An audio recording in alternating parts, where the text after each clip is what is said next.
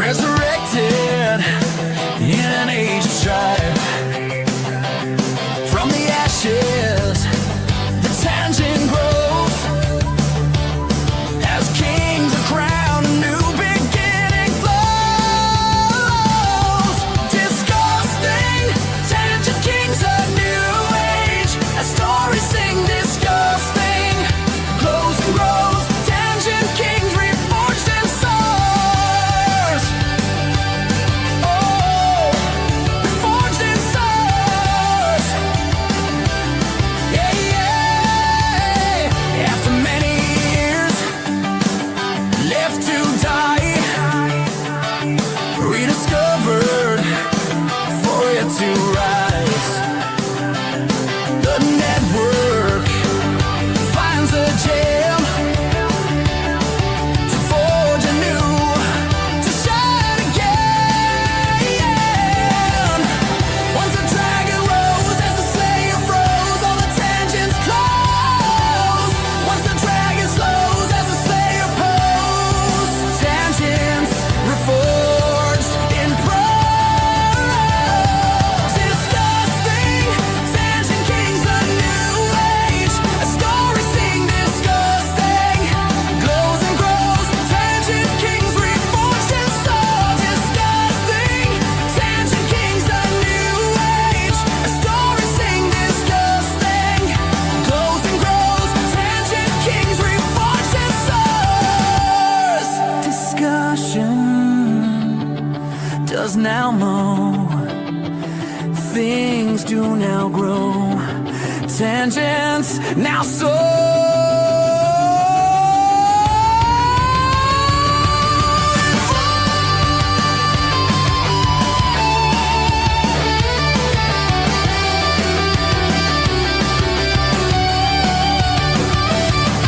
Disgusting, tangent kings, a new age. A story sing disgusting, glows and grows. Tangent kings reforged in soul. Disgusting, tangent kings, a new age. A story sing disgusting, glows and grows. Tangent kings reforged in souls. Yeah, reforged in souls.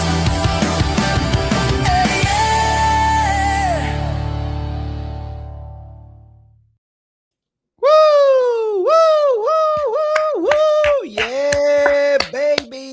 Yes, yes, yes. Ooh, I'm just seeing meme. Hey, there's the panel.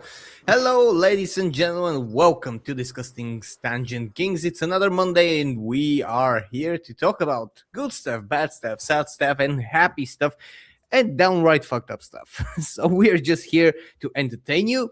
And with that, I want to say hello to the whole chat that is slowly filling up. Hello to Lord Drag Neil, hello to St. Hugo, and to the panelists that have said hi.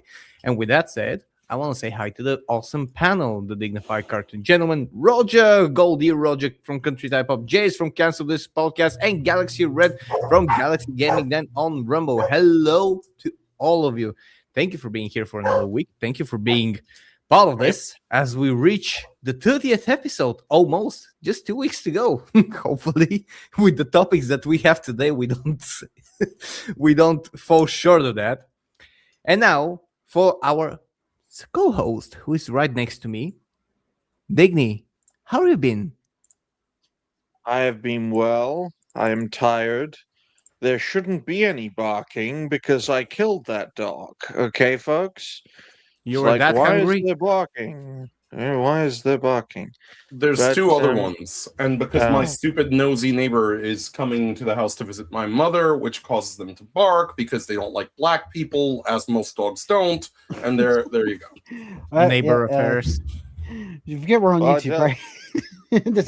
Yeah, Yeah, but that's like a statistically known fact that dogs are I racist. know, but you know how Galaxy. The network loves black people in the same way America loves Cuba, but we'll get to that a little later. Yeah, we all love black people here. It's the dogs. The dogs don't. I believe Michael Exactly. Vick. Michael Vick is the reason they don't like. They Who don't let the like dogs out then? us. The Kim Rugrats. Jong-un. And my I'm very suspicious of Roger. Where are you, Roger? You taking his Zempic again? No, if that was the case, you wouldn't be making any more fat jokes at me. But No, no, No, no. he would actually you're- be doing it still. I would. I would Galaxy be is the absolutely skinniest one on correct. this. I could be the skinniest one on this panel, even skinnier than Hellzo, and he'd still call Yep. me fat. Roger, Yep. from what I know You of assume former, that I am skinny. Yep. listen, Roger, from what You're I know skinny of the to an former, American standard. reformed fatties never stop being called fat. I guarantee you that. Look, I've known guys who went down to like fucking 90 pounds and they get called fat because they were 300 at one point. It just Yeah. it's forever. It stays Yeah. with you. It's a life curse.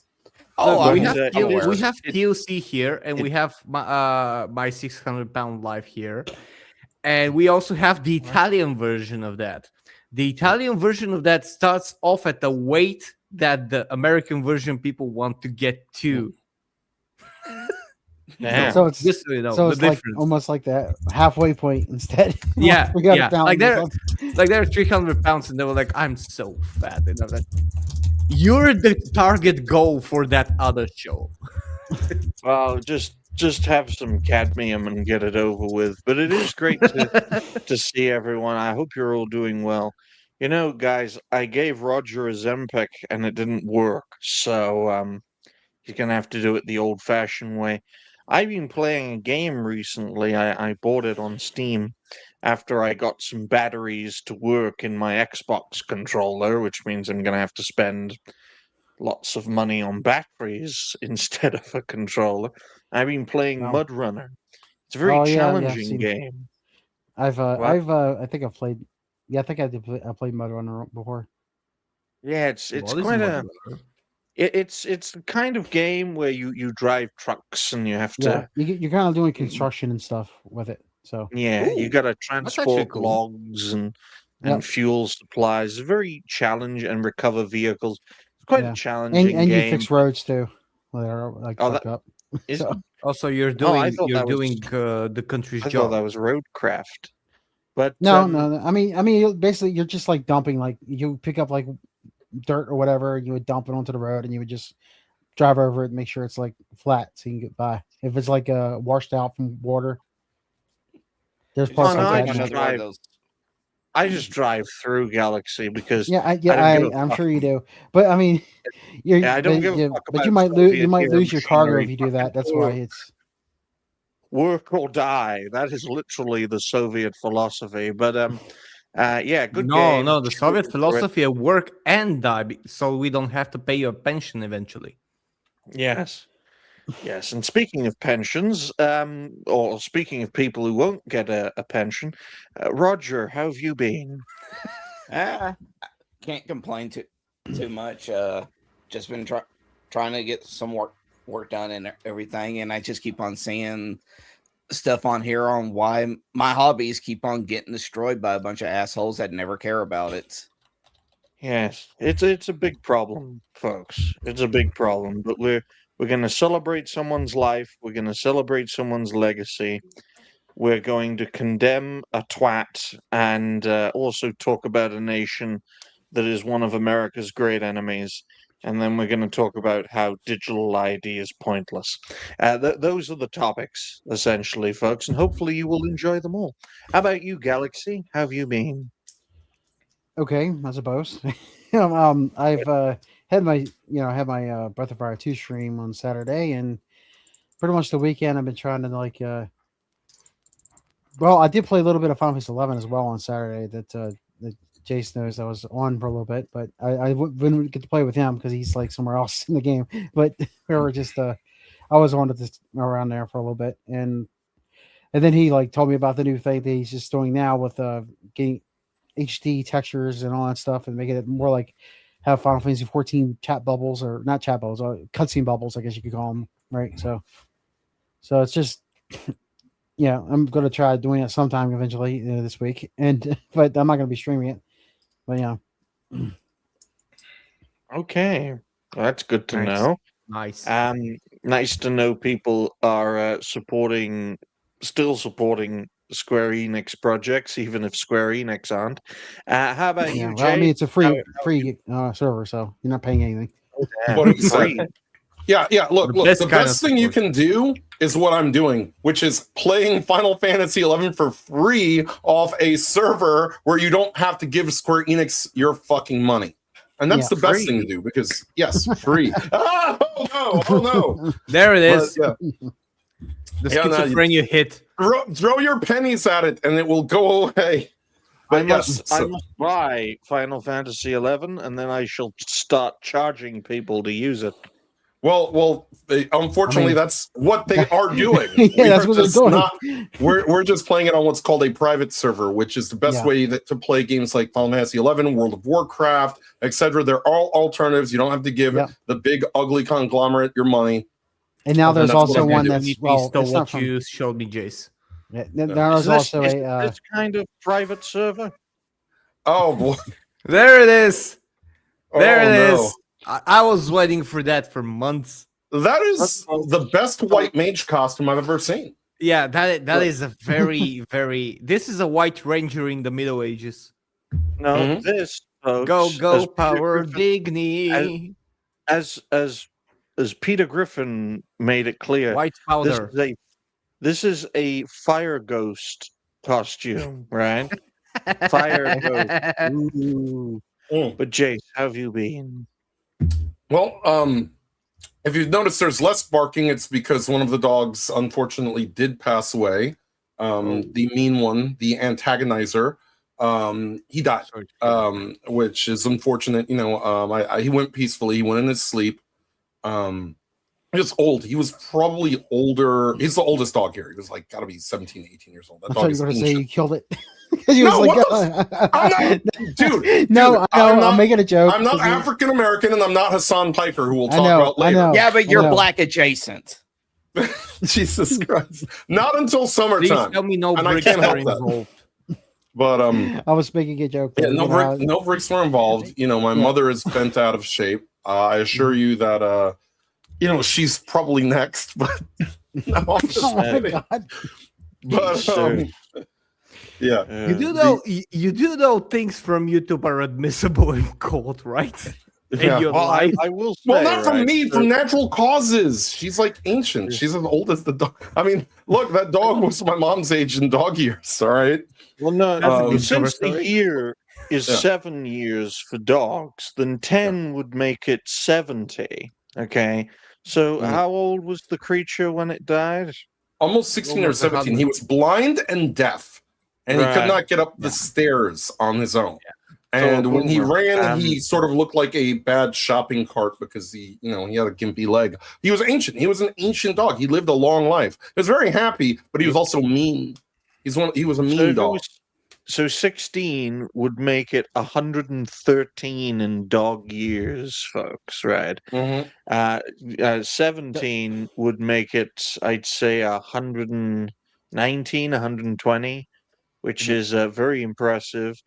But yes, rest in peace to the dog. The dog has become one with Cuba. Okay, ladies Oh, and gentlemen. I thought you were going to say that he had a reverse Cardiff Classic. No. He didn't get raped to death by a human being. Okay, that's the reverse Cardiff Welcome to the last Classic. episode, everyone. We're starting off with Yes. a good run. Very family friendly. We're talking about dead dogs in Cuba and raping. And this is a family friendly show in Cuba. If you have Also, power to watch if you're this in- live. If you're in Somalia, Oh my Okay, god. folks. And Mogadishu speaking- or at approved least intro. or in a British town where these things are very family friendly. Oh boy. Right. Okay, speaking of someone who's a third of America's age, our first topic, ladies and gentlemen, it's in the thumbnail. It's celebrating the life and legacy of a man who is over a third of America's age. In fact, he's 30 years away from being, well, close to half America's age. And that's William Shatner, folks. You know, we're celebrating life and legacy here. So we're going to start off by celebrating William Shatner and his 95th birthday. But before we continue, we'll just read this quote courtesy of the man himself, but he may have someone doing his tweets for him. It's rumored, but you never know. Quote, at 95, I'm still smoking. I've learned 2 things. Never waste a good cigar, especially Cuban. Never trust anyone who says you should act your age. Like, I have never seen a 95-year-old look the way he does. He's looked the same since 60. Like he went like about 60, 65, and then his aging just I stopped. watched him in Boston Legal when he was 70. And I couldn't Yeah, he's, believe he was 70 then. Like, Yeah, this I was wanna- in 2005. No, he was 74 in 2005. So Yeah, 74, Boston- 72, 74, you don't. So when Boston Legal ended in around 2008, William Shatner was 77 years old. Yeah. And he actually now in this picture looks better because he's lost a lot of weight. This is not someone who looks like 95. This is someone who looks like 65. And I can tell that because I know people. Like, he looks younger than my dad. Look- My dad's 70. Well, you know what I always find funny, and this is also a comment on his greatest rival. Yeah, So- you're gonna have to. I don't know why it's so quiet. It's only a very small clip, so you probably won't get struck for it, Elsa. Here's my problem. You're black. You see? I didn't say anything wrong compared to that. He's pickled, you know, he's a pickled person. Well, You're black. what's crazy about this is that, you know, his arch rival, someone he does not get along with, George Takei, who is Asian, and Asians have this reputation for not aging. Takei looks older than Shatner does, and Takei's like 88. He's actually younger, but he looks like he's on death's door. If you look at him, he looks like a withered skeleton that just still walks around. He looks like a ghoul from Fallout. Are we sure that he wasn't actually in Japan when the bomb dropped? Are we sure about his internment scam story? Because he looks like a glowing one, all right? Well, here's the thing about that, though, is that unlike Takei, Shatner is still just out there enjoying life to the fullest, even at his age. While Takei being just like not the allowed- traditional. Go ahead, Roger. You're not allowed to enjoy life. I'm just showing you clips of my favorite scenes of William Shatner as an actor. There we go. Watch. There we go. Wallet. Yep. Gun. Knee. I remember that scene. Yeah, I mean, there we go. Boston Legal, Oh, no, Boston no, no. Legal, Keep it Boston Legal was paused. something else, man. You gotta pause it right there. There we go. There. There we go. That's better. But I mean, folks, it's one of my favorite scenes because it allows William Shatner as Crane to essentially just be himself. Oh my God, Emperor! you know, Emperor This is what Yoshiro 10 has years really let younger himself looks like. go. You know what? Takei is the Japanese guy that they're talking about. May have had gay sex with Yasuke. He was actually there. He was old enough that he was there when it happened. All right. Oh no! Oh, that's This is terrible. what happens when you enjoy when you truly enjoy life and when you're just like no, I don't give a fuck attitude. Mm-hmm. That's how he. Exactly. 95, man, 95, and he doesn't look old. But he doesn't look. He looks at least. He's only. at least He's 30 years. yeah. Mhm. He's only just starting to age, folks. Listen, the secret to life is not giving a fuck. I didn't start aging until my mother started aging me through sheer virtue of stress. Okay? I've looked pretty much the same most of my life, other than the weight gain. So, I mean, but you know, hey, that's what happens. You know? Look, Stress will age you and kill you faster than anything else in this world. And Shatner is a stress-free guy. He's just He loves his life. He Give me a loves his small life. house, a garden, and a woodworking shop without anything else, and just to be a day-to-day person without figuring out rent and stuff like that. And I'll probably live to 150. Goodness sake, folks! This guy's had 4 divorces.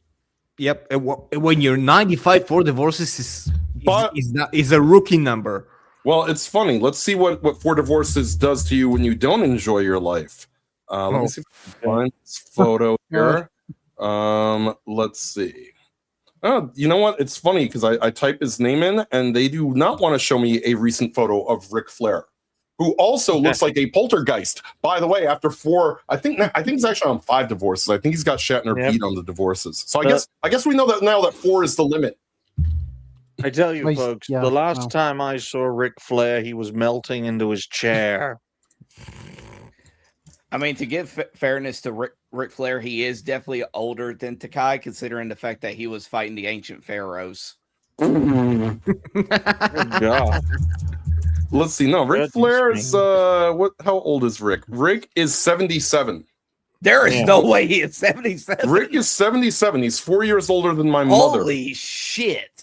That is insane. Look, for instance, It's a I lot will older. just let me Yep. just see if I can find a picture of the one who has all the jokes about the longevity of his life. I mean, Sir Patrick Stewart is still in his 70s, and he looks like he is dying. I thought he was like 80 something. Am I wrong? You gotta, Let's say gotta he double was check dying on since that. Picard was going on, and that wasn't even all that long ago. Yeah. Galaxy may be right. Yeah, early 80s with Patrick Stewart. Yeah, he's because 85. Good God. Goodness me. All these. Oh.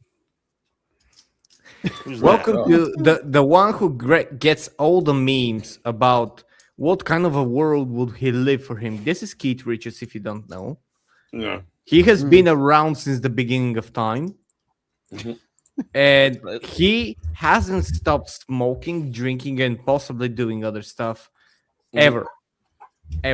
There are stories, true stories about him that would, if we were to go through one of his stories, we would, at best, will be rushed into ER for several months. Oh, well, by the way, Keith Richards is 3 years younger than Patrick Stewart.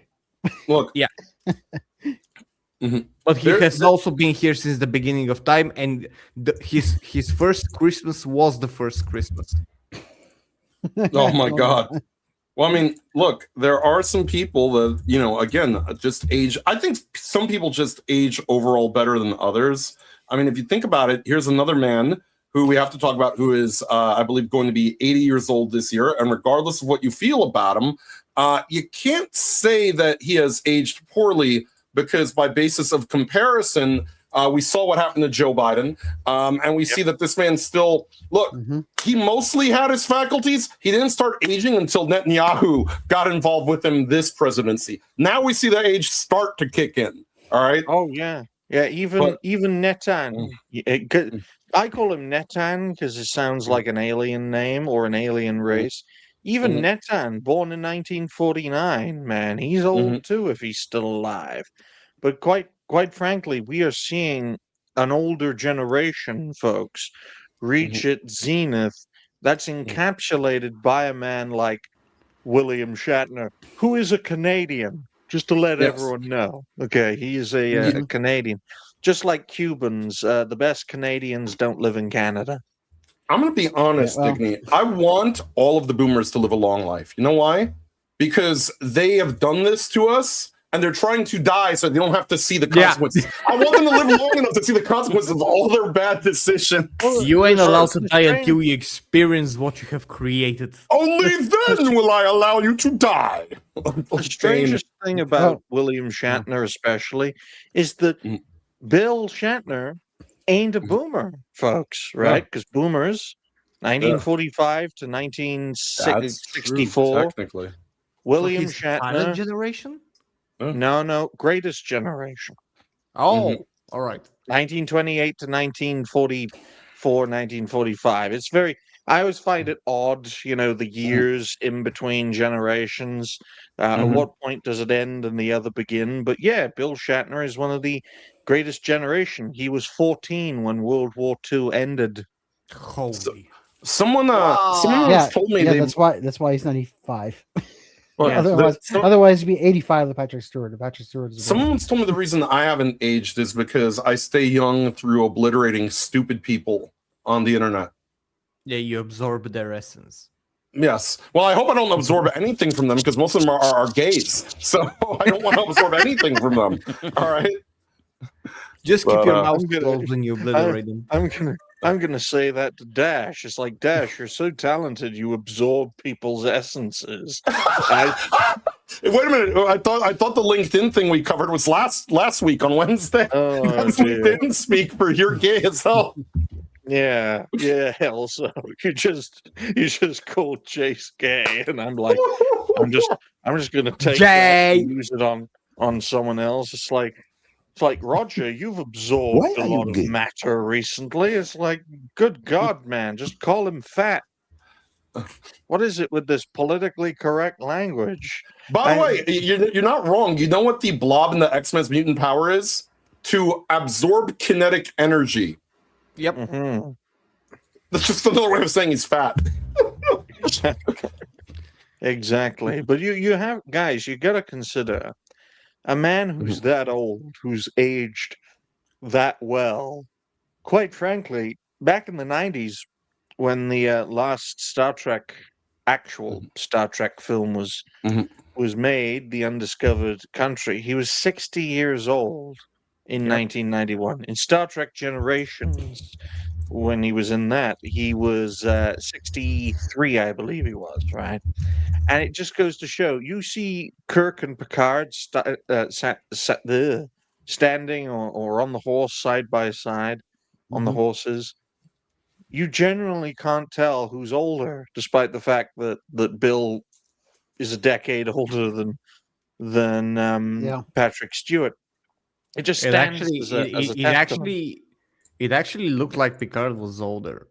Yeah. Because Yeah. like Also, even when the next generation started, like Picard was looking like an older, Yeah. more mature, like this seasoned veteran, Mhm. and like Kirk, never, like even in the movies, never looked older than, let's say, 45. And yeah, I think Mm. he started at 36, 37 in in the original series. Mm-hmm. I think he's a The little only late, one, the only person, younger, a little the younger. only person older than him, I think, was Leonard Nimoy at that time, Mm. because Leonard Well, Nimoy was in his like 40s in the next in the original series. You know, Oh, yes. William Shatner is going to outlive the entirety of Star Trek as a franchise. Exactly, 'Cause, exactly. He 'cause we is. got He this is. news today. yeah. Imagine my shock. Oh, William God. Shatner has sold the final frontier of Star Trek, and he's going to outlive it. I don't think it should still be getting a season 2 though. But Yeah, no, that's that's- ridiculous. The money is already spent, and it's already mostly filmed. So Yeah. let them Well, have I mean, it. they could just let it grab flow. it and just say, "Here, tax write off." Well, no. Look. That's what As they're gonna content creators, Galaxy, we should be glad that there is a season 2 because as content creators, they're just giving us a gold mine of content to farm before they fuck off for Yeah, the remainder of their existence. But for me, I will think- never watch it. But I will still, I guess, make fun of it for clips or something online. Look, That's what I'm Critical waiting Factor is for. going to make probably $30,000 off that season 2 and making videos off of it. Oh yeah, that's why I'm waiting for the Rings of Power season 3. Oh, no. It's basically a Oh. content farm.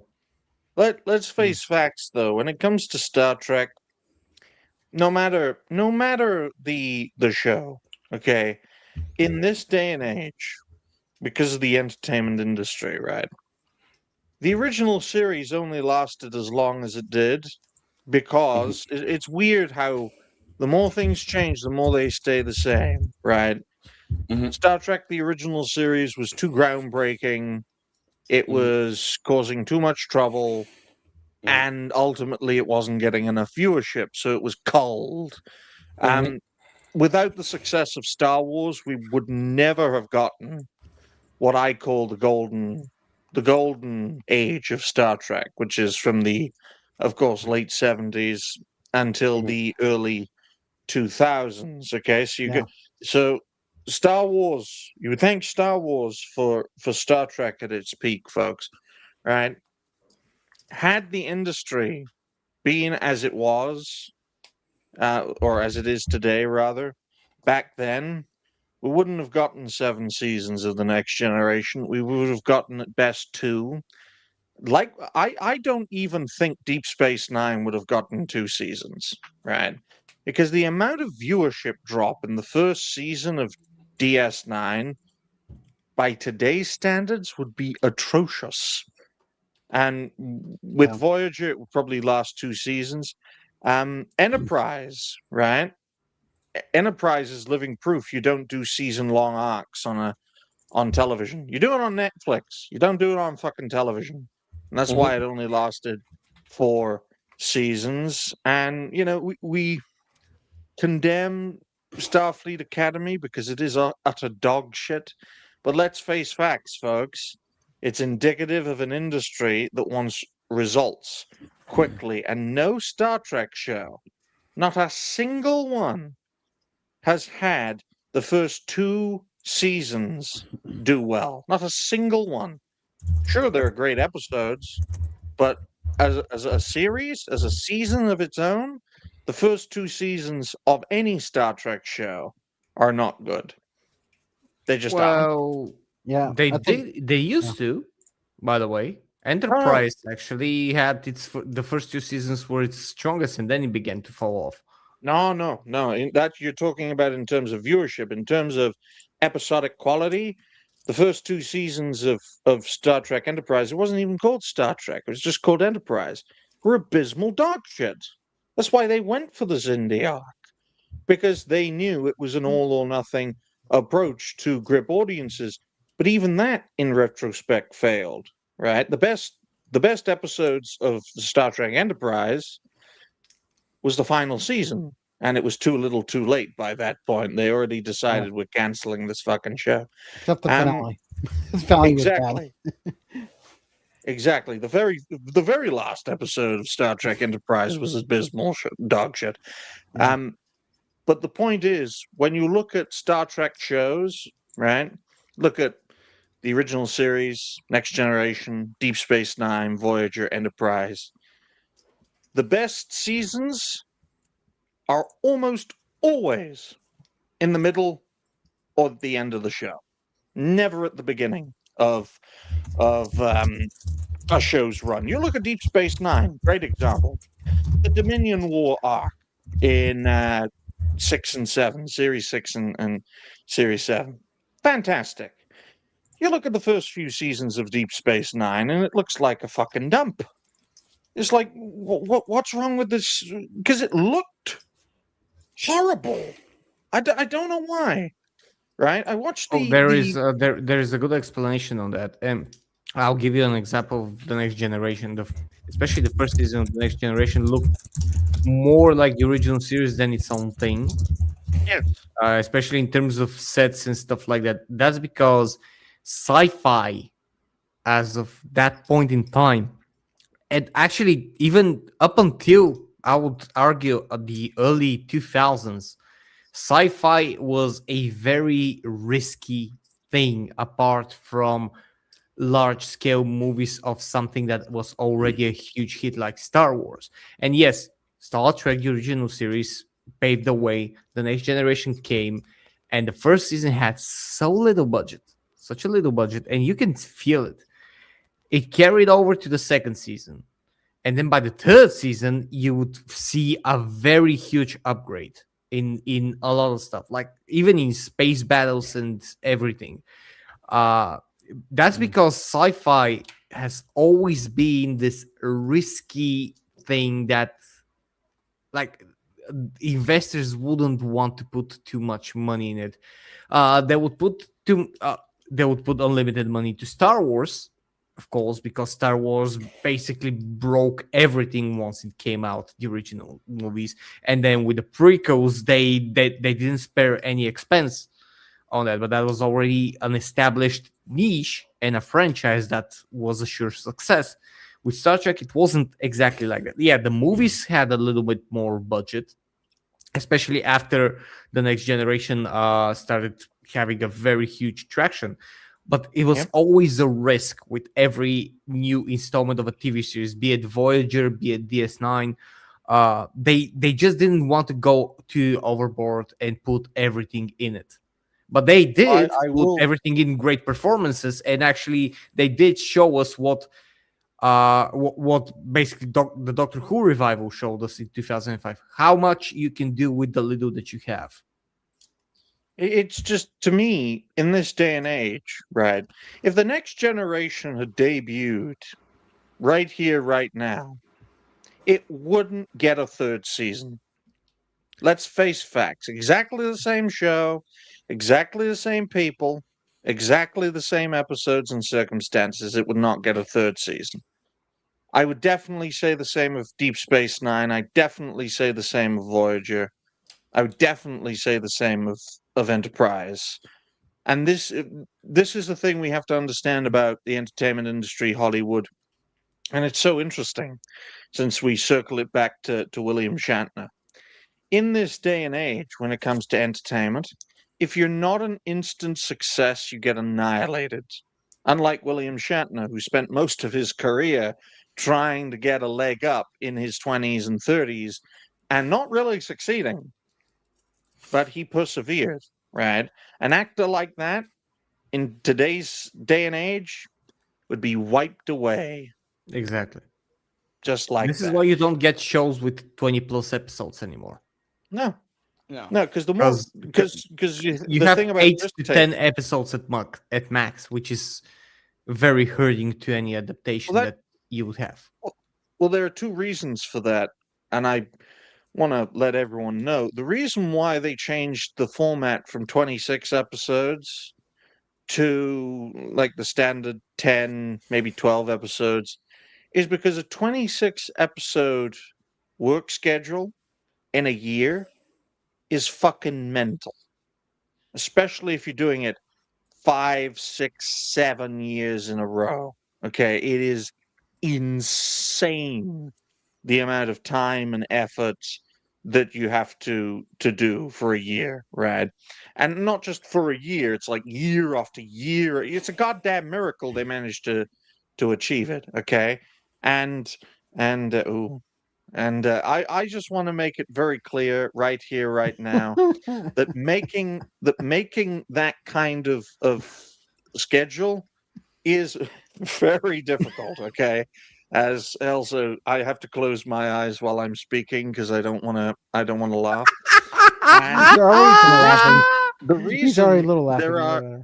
the reason, though, guys, that there's 10 episodes a season is that it gives the actors, it gives the producers and directors more time in the space of a year to essentially conduct their craft. Okay, that's why we don't get 26 episodes a season anymore. Because if we did, year after year, the fucking actors would be on strike. Quite frankly, You're right. However, at this point, like on the other side, when you have longer episodes, you can tell a better story, especially with adaptations. And adaptations are something that is a very failing in general. It's at the same time it's a very searched for niche because it's still not explored as much as everything else, but it's also failing due to time constraints. Every story is rushed, and I'm going to give you a. Sometimes I think this man had the correct idea. Jesus. Oh my god. hey, look, man, there's very few people you can bring up that would make it worse. But looking at this, right? If you want to age gracefully, age like William Shatner. Do not age Age like my Star mother Trek. and drain the energy from everyone around you until they die. She looks. She looked quite nice, Jace. Okay, she looked So quite nice. for clarification, my father is dead. My cousin who lived with us is dead. My best friend who lived with us is dead. My other cousin, who was the only person who could put up with her moods, is also dead. I don't know if you're seeing a pattern here. Does that mean you might But I'm die the last soon? one. That's what I was gonna say. So Your mother. Is that what you're your trying to say? mother You might is a die soon Q. because you're the only ones alive left. Yes. But on that note, ladies and gentlemen, Julie- speaking of dead people, let's talk about going from celebrating one man's life and achievement to celebrate a guy who has gone to heaven so that Jesus can return to deal with Jace's Q mother. Okay, 40 minutes and 45 seconds, folks. Chuck Norris's legacy explored after death at 86. Now, this topic has been covered by the network before, but I think it's very important for people to realize that this man essentially had a legend. He had a legend built around him. And I think it's very important for people to realize that the death of Bruce Lee left one hell of a void to be filled, and Chuck Norris filled that void, right? And I think part of the reason why Chuck Norris has such a strong legacy, especially on the internet, is because Bruce Lee died before his time, and Bruce Lee's son Brandon Lee died before his time. And being a disciple of Bruce Lee, I think Chuck Norris held on to that zeitgeist very well, right? Especially when he leaned into it towards the end of his life, because there was a time when he didn't like it. He didn't like it because he felt that he felt as if he had not earned that level of status, right? Because let's face facts. If circumstances were different and Bruce and Brandon Lee were still alive, even to this day, I don't think the legend of Chuck Norris would be as strong. No, As a but it result. would be a legend of him and Bruce Lee. Mhm. And it's because of that legendary fight that they had. Mhm. The thing is that, and this is why I wanted to bring up that topic, and this is also connected to William Shatner. We sadly are losing people who were actual heroes, who actually had an integrity, actually had a valuable input on our lives as children. And I think I'm one of the youngest people here apart from Digny, but that also What are you applies talking to me. about? Roger's 18. Excuse wait, me. Oh boy. No, that's the year of the pork he ate. 18-year-old pork. Oh Or my is it god. quart? I don't understand aging But- food and The wine. thing I is, don't. the thing is that we have heroes that we grew up with, and not just us, other people. And the sad thing is, and that's not just me talking like an old person who doesn't accept the new age and stuff like that.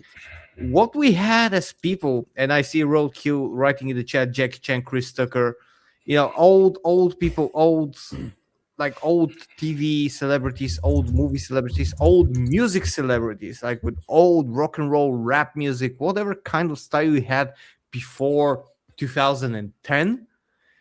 We're slowly but surely living in an age where we're going to see each and of every hero that we had pass away, sadly, and it's going to be sooner than later. And what is the sad part is, whereas if we take all of this that I'm saying back, let's say 50 years, with let's say old blues legends, old movie actors like Charlie Chaplin and the Beatles in music and stuff like that, you had an emerging something afterwards, like the let's say music, Led Zeppelin, like you're having Sean Connery emerging, stuff like that, all great stuff.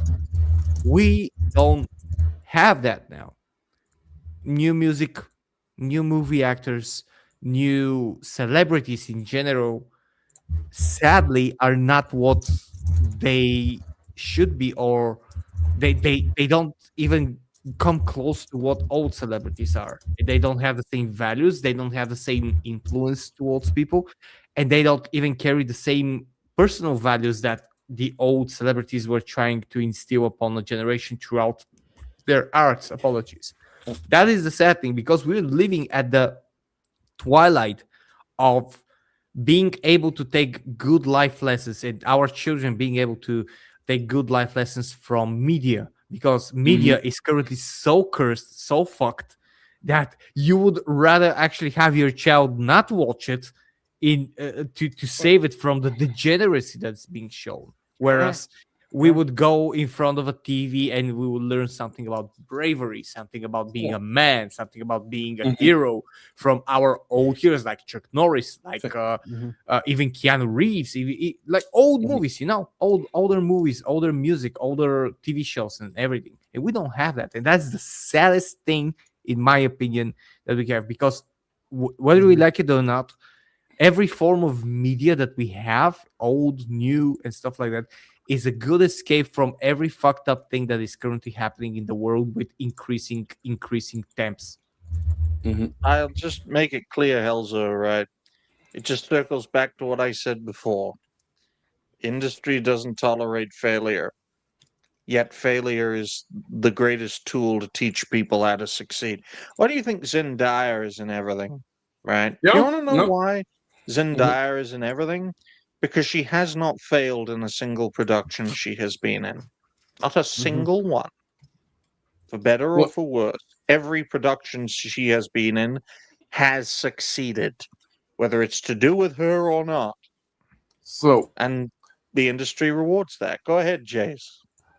First of all, I mean, Helzo is over the target. This is why it was sad to see the passing of Hulk Hogan several months ago. And again, we're going to live through a time, and it's going to get worse. You have to remember that, we just celebrated William Shatner being 95 years old. But what happens? Look, Arnold Schwarzenegger is probably going to go first. When you're a heavy bodybuilder, these guys, they put their heart through a lot of stress. Yeah. Arnold Schwarzenegger is going to go. And regardless of how you feel about, sometimes he's a little bit wishy-washy on his politics, married into the Kennedy family, whatever. This is the man who was basically an icon for a generation. Arnold Schwarzenegger is going to go. Sylvester Stallone is going to go. Vin Diesel is 90. Clint Eastwood is 90 something. And by the way, he will have a lot of the same, they will have the same reaction to him that they did when Chuck Norris went, which we saw this week as well, which is a shame. But, like you said, they're not replenishing the people who are gone, the action heroes who are gone, with anything new. Look, I just read the other day, and we Digny and I covered this on Cancel This podcast. They're replacing Bloodsport, Jean-Claude Van Damme's Bloodsport, with a black lesbian director. What do you think she's going to put in the role of Bloodsport? You think she's going to put, someone like Jean-Claude Van Damme in the role of Frank Dux? Absolutely not. It's going to be Francine Dux. And by the way, look, I know they've already rebooted Walker once, but they're going to do it again, and this will be Walker Texas Ranger. Y'all. Didn't Jean-Claude Van Damme actually approve of it too? He said I think I heard he approved of the movie. of the yeah, you know what? There's a lot of things you do if you're risking cancellation, Galaxy, and unfortunately that's one of them. But again, you look at what's going on with this situation. I mean, everything, it's all political. The politics is downstream from culture. The man's body wasn't even cold in the ground before Variety attacked Chuck Norris. I had to get this. Yeah. So I went in. Oh boy! I bent down and I petted him. What's it freezing for? I guess. And all of a sudden, boy! What the hell? What's it freezing? It's probably just the frameiness of the. Yeah. What? It's probably better if it freezes, so you don't get a. No, Galaxy. It's not because I'm sharing it, because I've had no problems with it before. But it's probably better it does that, so YouTube doesn't try to, copyright clip like it does for dumb reasons. Like that. So the trainer says, "Get up very slowly and back up." So the tiger did. He slowly got up and backed out. I had to share. Oh boy, that is so good. That is so good. No, but Chuck Norris was an icon, and he's not going to be replaced. And, you think about it, even just martial arts stars in general are not going to be replaced. Look, his body was barely in the ground, and then this is what you get. You get this. I hate this. Yeah, and the thing about it is, again, if I stop the screen and I show you, I mean, you want to see the person who does this is exactly what you think. And it's the type of people who come out here, and these are the same people who get mad at us for playing games like Crimson Desert. These are the same people who get mad at us for enjoying anything we enjoy. He's got that soy boy. Oh, Mr. I have no balls and no testosterone. Yeah, that soy boy physiognomy. Oh, it's problematic because he had an R next to his name. There's a time for all His things. ex had a really beautiful bill. Did he make this on April 1st?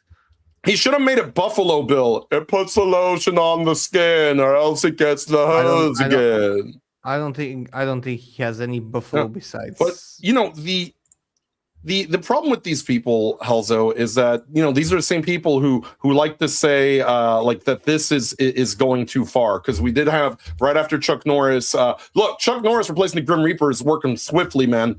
Robert Mueller, former FBI head responsible for the Mueller report, died. President Trump made a nasty comment about it, and they were like, "Oh my God, where's your empathy?" And it's like, yo, didn't a day ago y'all denigrate Chuck Norris on the day of his death because he may have been a Republican? So I really don't want to hear the empathy bit from these people.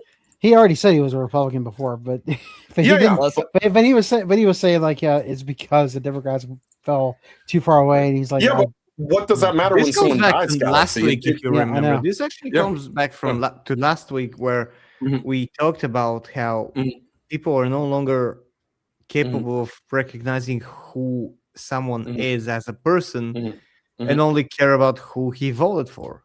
But I see that Roger is very silent, and I would like to hear. It's because he's eating.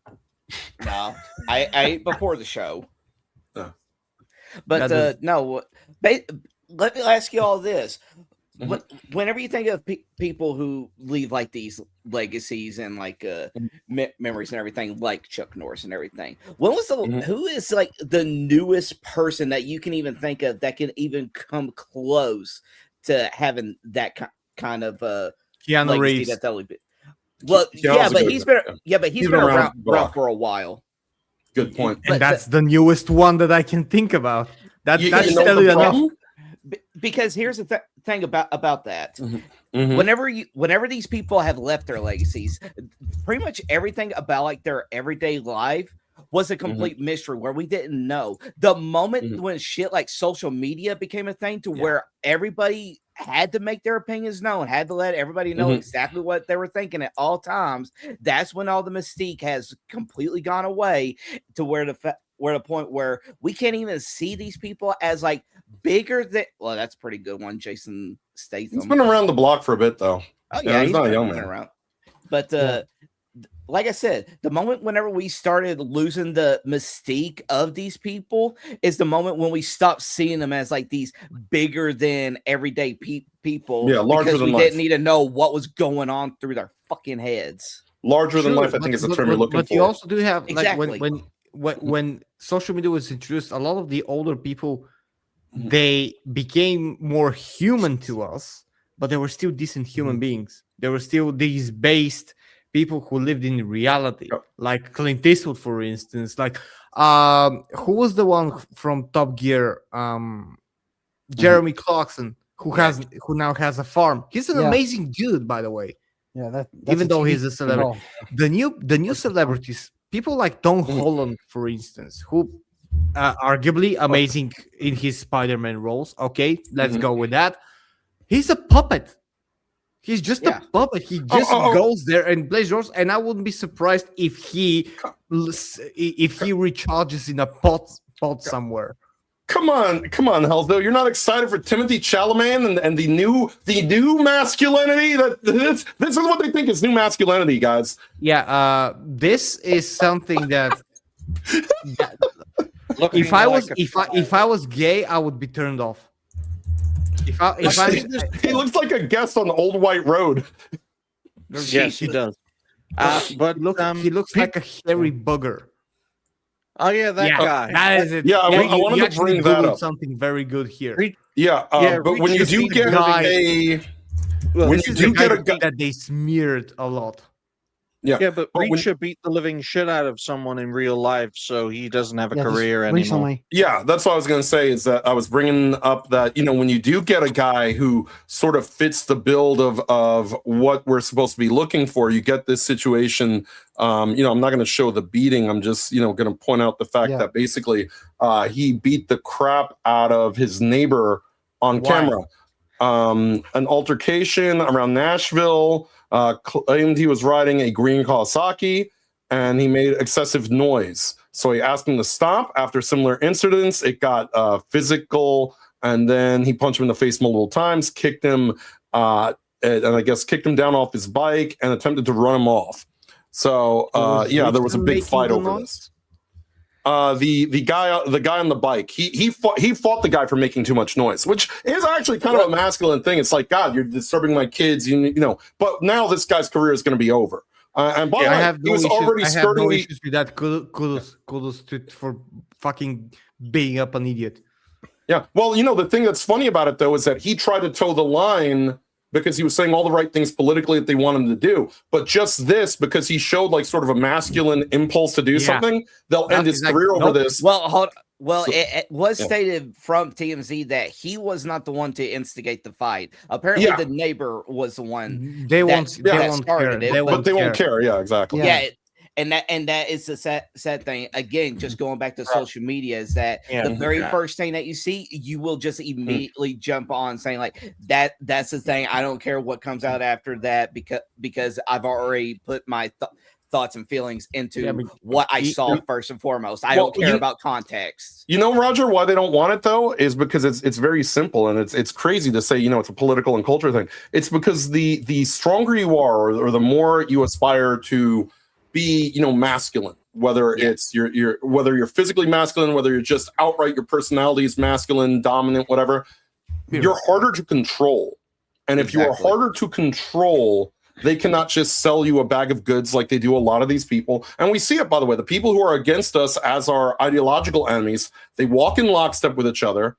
They're very weak-minded people. They all say the same things. They do the same things. They all, look exactly the same, post exactly the same, everything. There's no variety in them. They are literally the Borg. Even though we've been referencing Star Trek a lot, they're the Borg, and that's what we have. Yeah, the Borg. That's exactly what they are.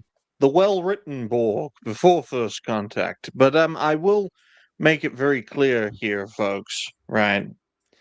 Chris Tucker got on a plane and it nearly destroyed his acting career. Okay? Yes, it was Jeffrey Epstein's plane, but you get my point. Okay? All it takes is one wrong move in this day and age, and you are completely fucked in the long run. I should know. Where's my spear? Okay? Let's just face facts here. That is the world we live in. Because you look at Timothy Chalamet, you look at Tom Holland. These are two great examples of actors who are multi-generational, right? Mm-hmm. They didn't start off as actors organically. Their parents and their parents' parents were actors as well. And the reason you survive in that sphere internationally across generations is because your finger is on the pulse of where the entertainment industry is at. Why do you think these guys are essentially keeping themselves as young as they can? Because the industry wants that. They want people to fill roles. Why do you think Zendaya's in everything? Because she fills a niche and she hasn't failed once. The moment that bitch fails, she's gone. Jace, you're muted. What was that about getting on a plane, Digny? What was that about getting too close to the fabled Epstein and ruining your career? Look, in content creation, it happens too. You get a little bit too close to Jeffrey Epstein and suddenly your podcast. That is the Podfather, also Dan Bongino. Oh yeah, someone called him out for being a pedo protector. This is not why OnlyFans' creator died, Oh.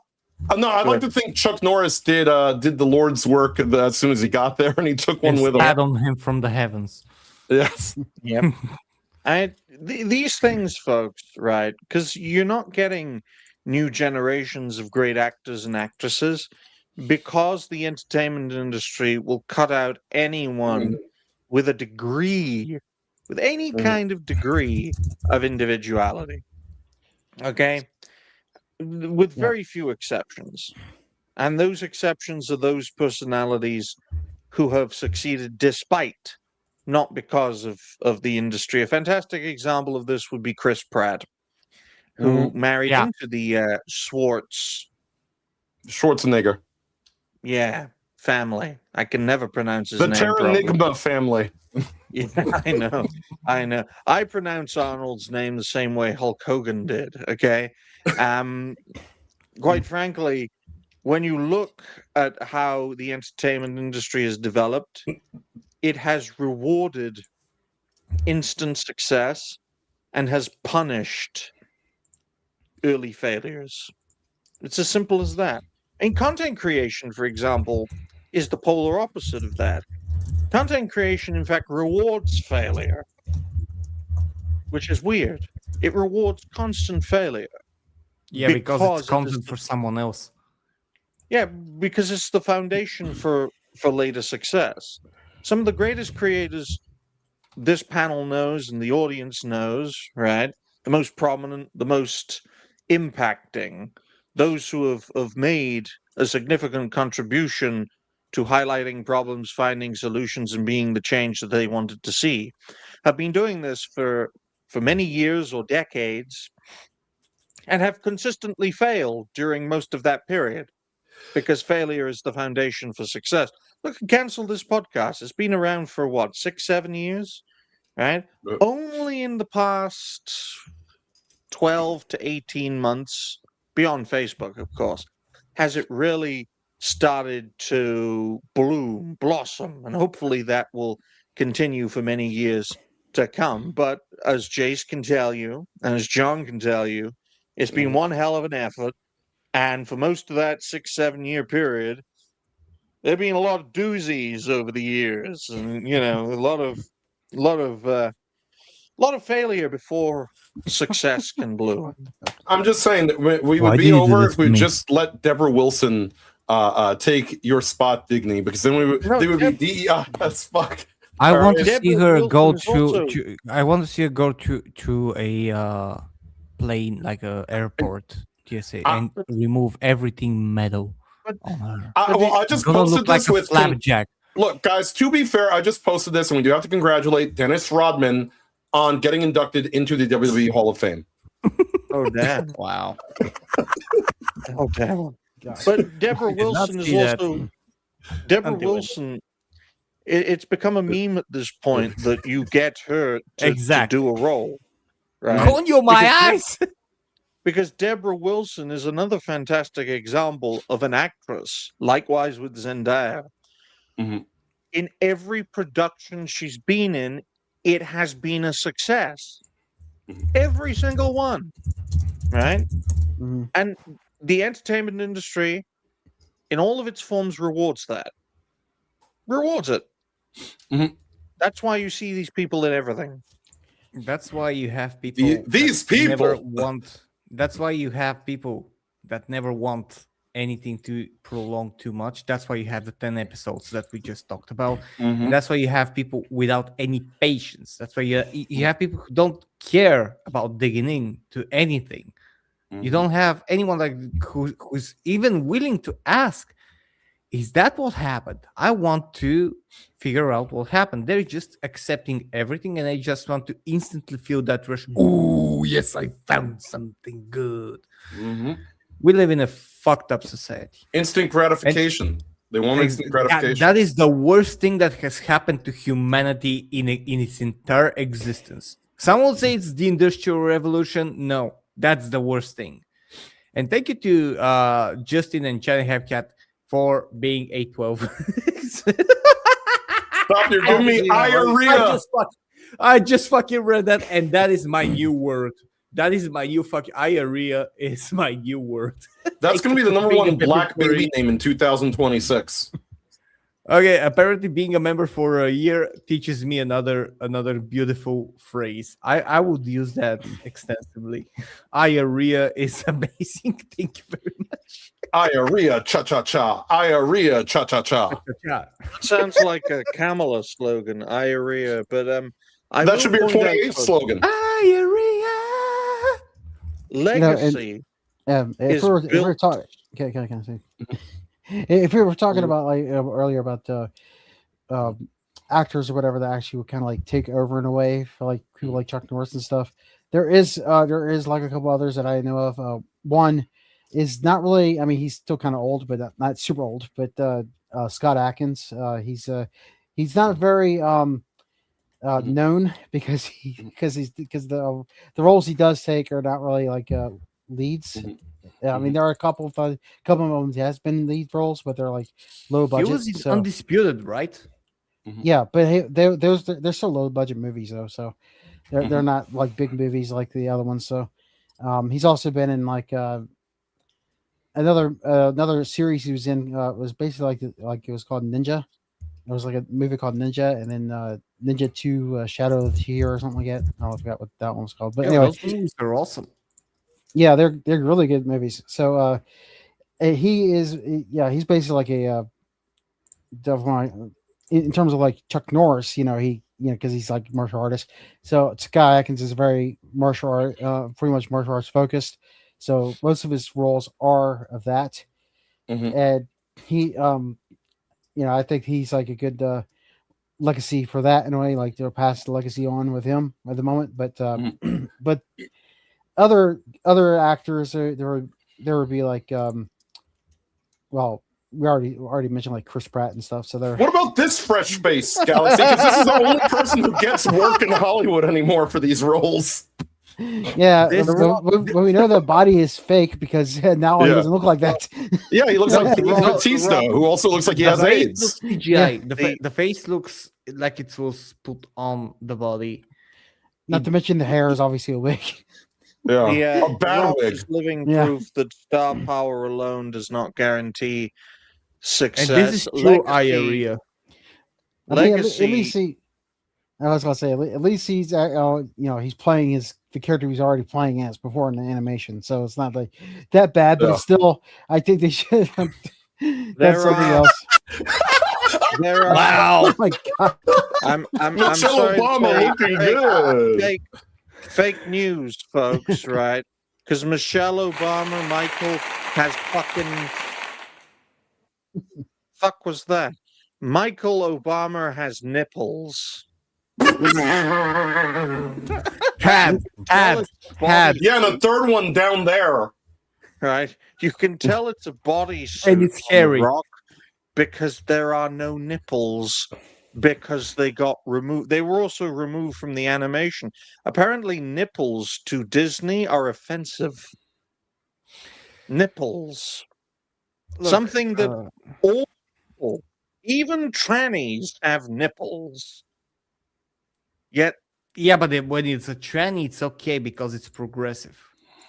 no, but, Like but Disney wouldn't have a no. problem going full frontal with a tranny.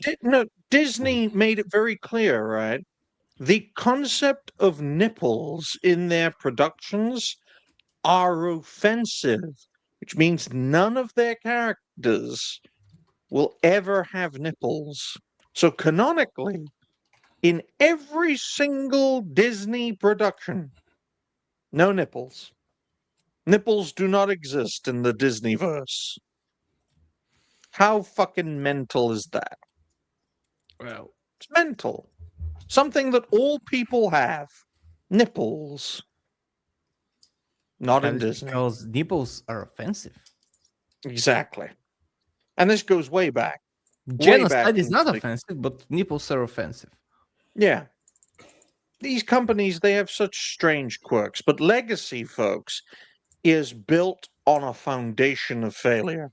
You cannot have a good legacy if at some point in your journey you have not failed. It's as simple as that. A career of just successes is a hollow career, of hollow pursuits embodied by hollow men and hollow women. Yeah, because failure is it is what makes you human in the Oh eyes yeah, of your in the eyes of your, like, especially even I would argue that especially Schwarzenegger, circumstantial failure. yeah, I would argue Circumstantial that failure. Schwarzenegger and what he has done throughout the years in his personal life actually made him appear more human than just the bulked up superstar that he was presented as. And his failures in real life, like some of the blunders that he has done, actually made him a bit more human and a bit more likable in the long term, even after with the controversy. Well, for most of his career, for most of Arnold's career, there was no money in bodybuilding. That's why Yeah. he had to go into the Mr. Olympia thingy, right? Because the concept of an action star was just an ordinary guy Mhm. back then, back in the 50s Yeah. and 60s. Just an ordinary guy. Plus the fact that Arnold sounded like a fucking alien to Americans didn't help. And with all of that, couldn't speak the language, couldn't act, Mhm. just had his muscles. For some fucking reason, becomes an actor, becomes a fucking successful actor. He becomes the governor of California, Mhm. right? Was it? And then he marries a Kennedy. Mhm. Yeah. Like this is That's and this I'm semi quoting Bill Burr here, but this is like any of us going into, let's say, Denmark, Mhm. going there to start lifting up boxes and marrying into their royal family after becoming a successful Danish movie star. Well, you guys touched on something that is actually quite interesting. You know, Arnold Schwarzenegger basically started with nothing. He was just a bodybuilder out in the beaches, and he made a successful movie career and basically, succeeded at life, which is essentially the American dream. Sylvester Stallone, likewise, only had about I think $60 in his pocket when he came up with the concept for doing the Rocky movies. Yeah, Okay, first so Rocky film, and yeah. he became also a household name, and that's what we used to have in this country and in Hollywood and in the movie industry, was that these people came up from nothing. And that's, by the way, probably why even though Schwarzenegger has a couple bad takes, but for the most part, he's a little bit more based than the average leftist ideologue. Not too much, but more. Stallone also more based in the average leftist ideologue because they understand what it's like to come from nothing and to be Also, there. don't forget Stallone actually even worked in porn. Yes. Initially. And his there was mother has the money in it. weirdest job ever of doing fortune reading of men's asses. I'm not even kidding. Her job is she touches your ass or looks at your ass and reads fortunes by reading your ass cheeks. I am not even making that up.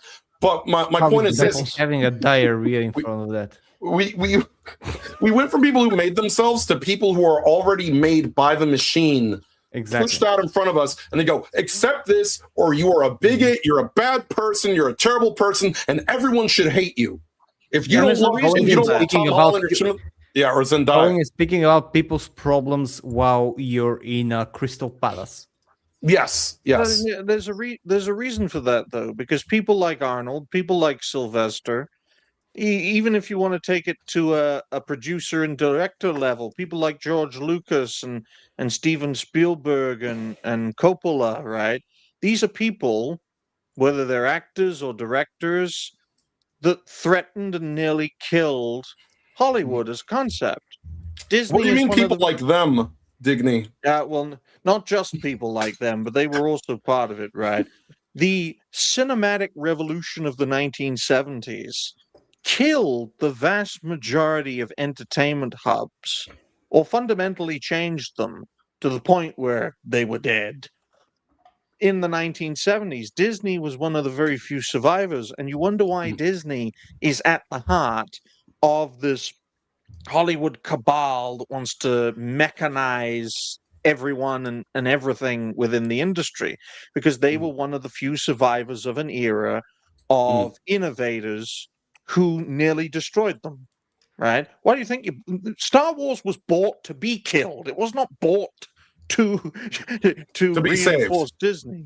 It wasn't bought to be saved. It was bought to be killed because Star Wars as a film and as a franchise nearly killed Hollywood in the same way that an indie game would nearly kill the games industry. Do you realize that if they unthawed Walt, he would probably burn his whole company down? Oh, he would. Are the he Jews would gone nuke yet? it. I'm sure he would nuke it somehow. What am I saying? And then someone says no. Put me back What in. is That's What? from Hercules in New York, I think. Yeah. Talking about earlier about people not being able to understand Arnold. This is what they had to do in Yeah. Hercules in New York. Now they've Yeah. since redubbed that movie with his actual voice. Yeah, yeah, and it's actually but, worse. Let's hear it. Yeah, That one. Let's hear it. But yeah, just listen to the voice that you decided to give this big Let's old hear it. Austrian man. Let me be the judge of that. I'm tired of the same old faces, the same old things. Like They should have given him a And deeper now, voice. Though, honestly, I but- watched this with the original audio when I was a kid, by the way. So Yes, me too. I know this. Yeah, and Guys, down there. Let me be the judge of that. I am tired of the same old faces, the same old things. See, that would. quite, He, Oh. you know, qu- he's still there's a hard to reason they understand, dubbed it. but yeah. There's Yeah. a reason they dubbed it though, Yeah. because Mhm. the film would have failed. Mhm.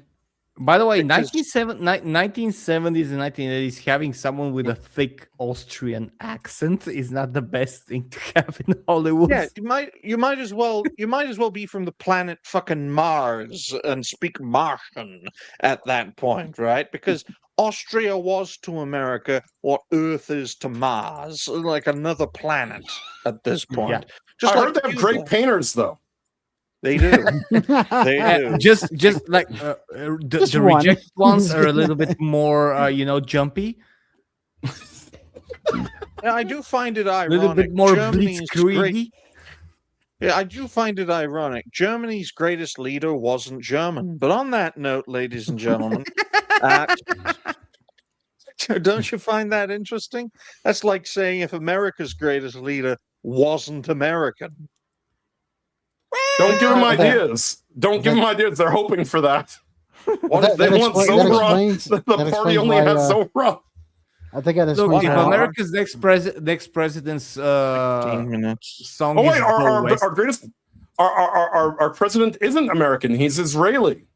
Exactly. And that's why he's a great leader. But speaking of great leaders, ladies and gentlemen, or utter cunts, depending on your mindset, Hassan goes to Cuba as Trump seeks to destroy it. Okay, folks? Right? What better way to deal with Hassan Piker than to declare war on Cuba and carpet bomb Cuba while Hassan is there? I'm gonna start with this, and this is especially for Roger. Oh and come especially this thing. on! oh yeah, Especially- I was hoping you'd bring this up. Yeah, like at his he's cosplaying as a fucking One Piece character. That Who the fuck? fucking cunt. Who the fuck Like- wrote this? I don't know. This is amazing. And Kareem cosplaying One Piece in a 5-star hotel in Havana while actual Cubans live on 50 cents per day next door. Amazing. I have a lot of I have a lot of windows open. I'm gonna also share this one. You might This want to is- close a bunch of them. Oh no, it's Eyal who wants to kill everyone. Yeah, but this is an actual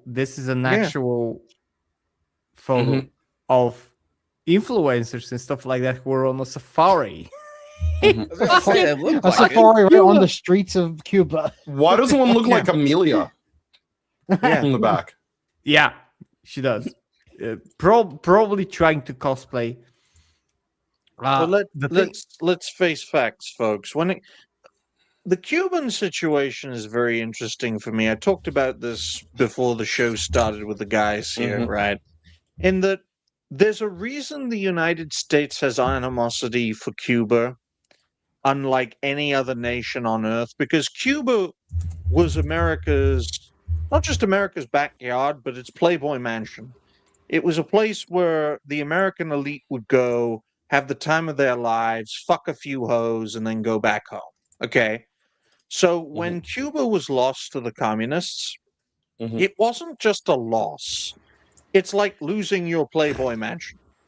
it was a humiliation, the likes of which America has only recently experienced with Iran, which is another example of a pariah state.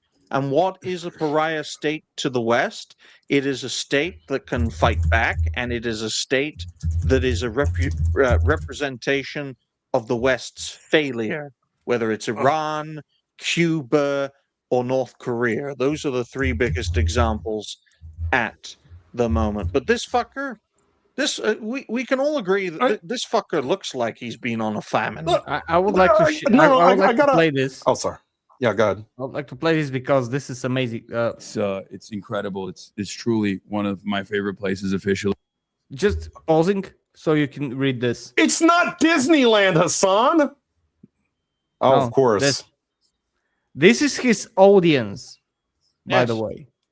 Of course.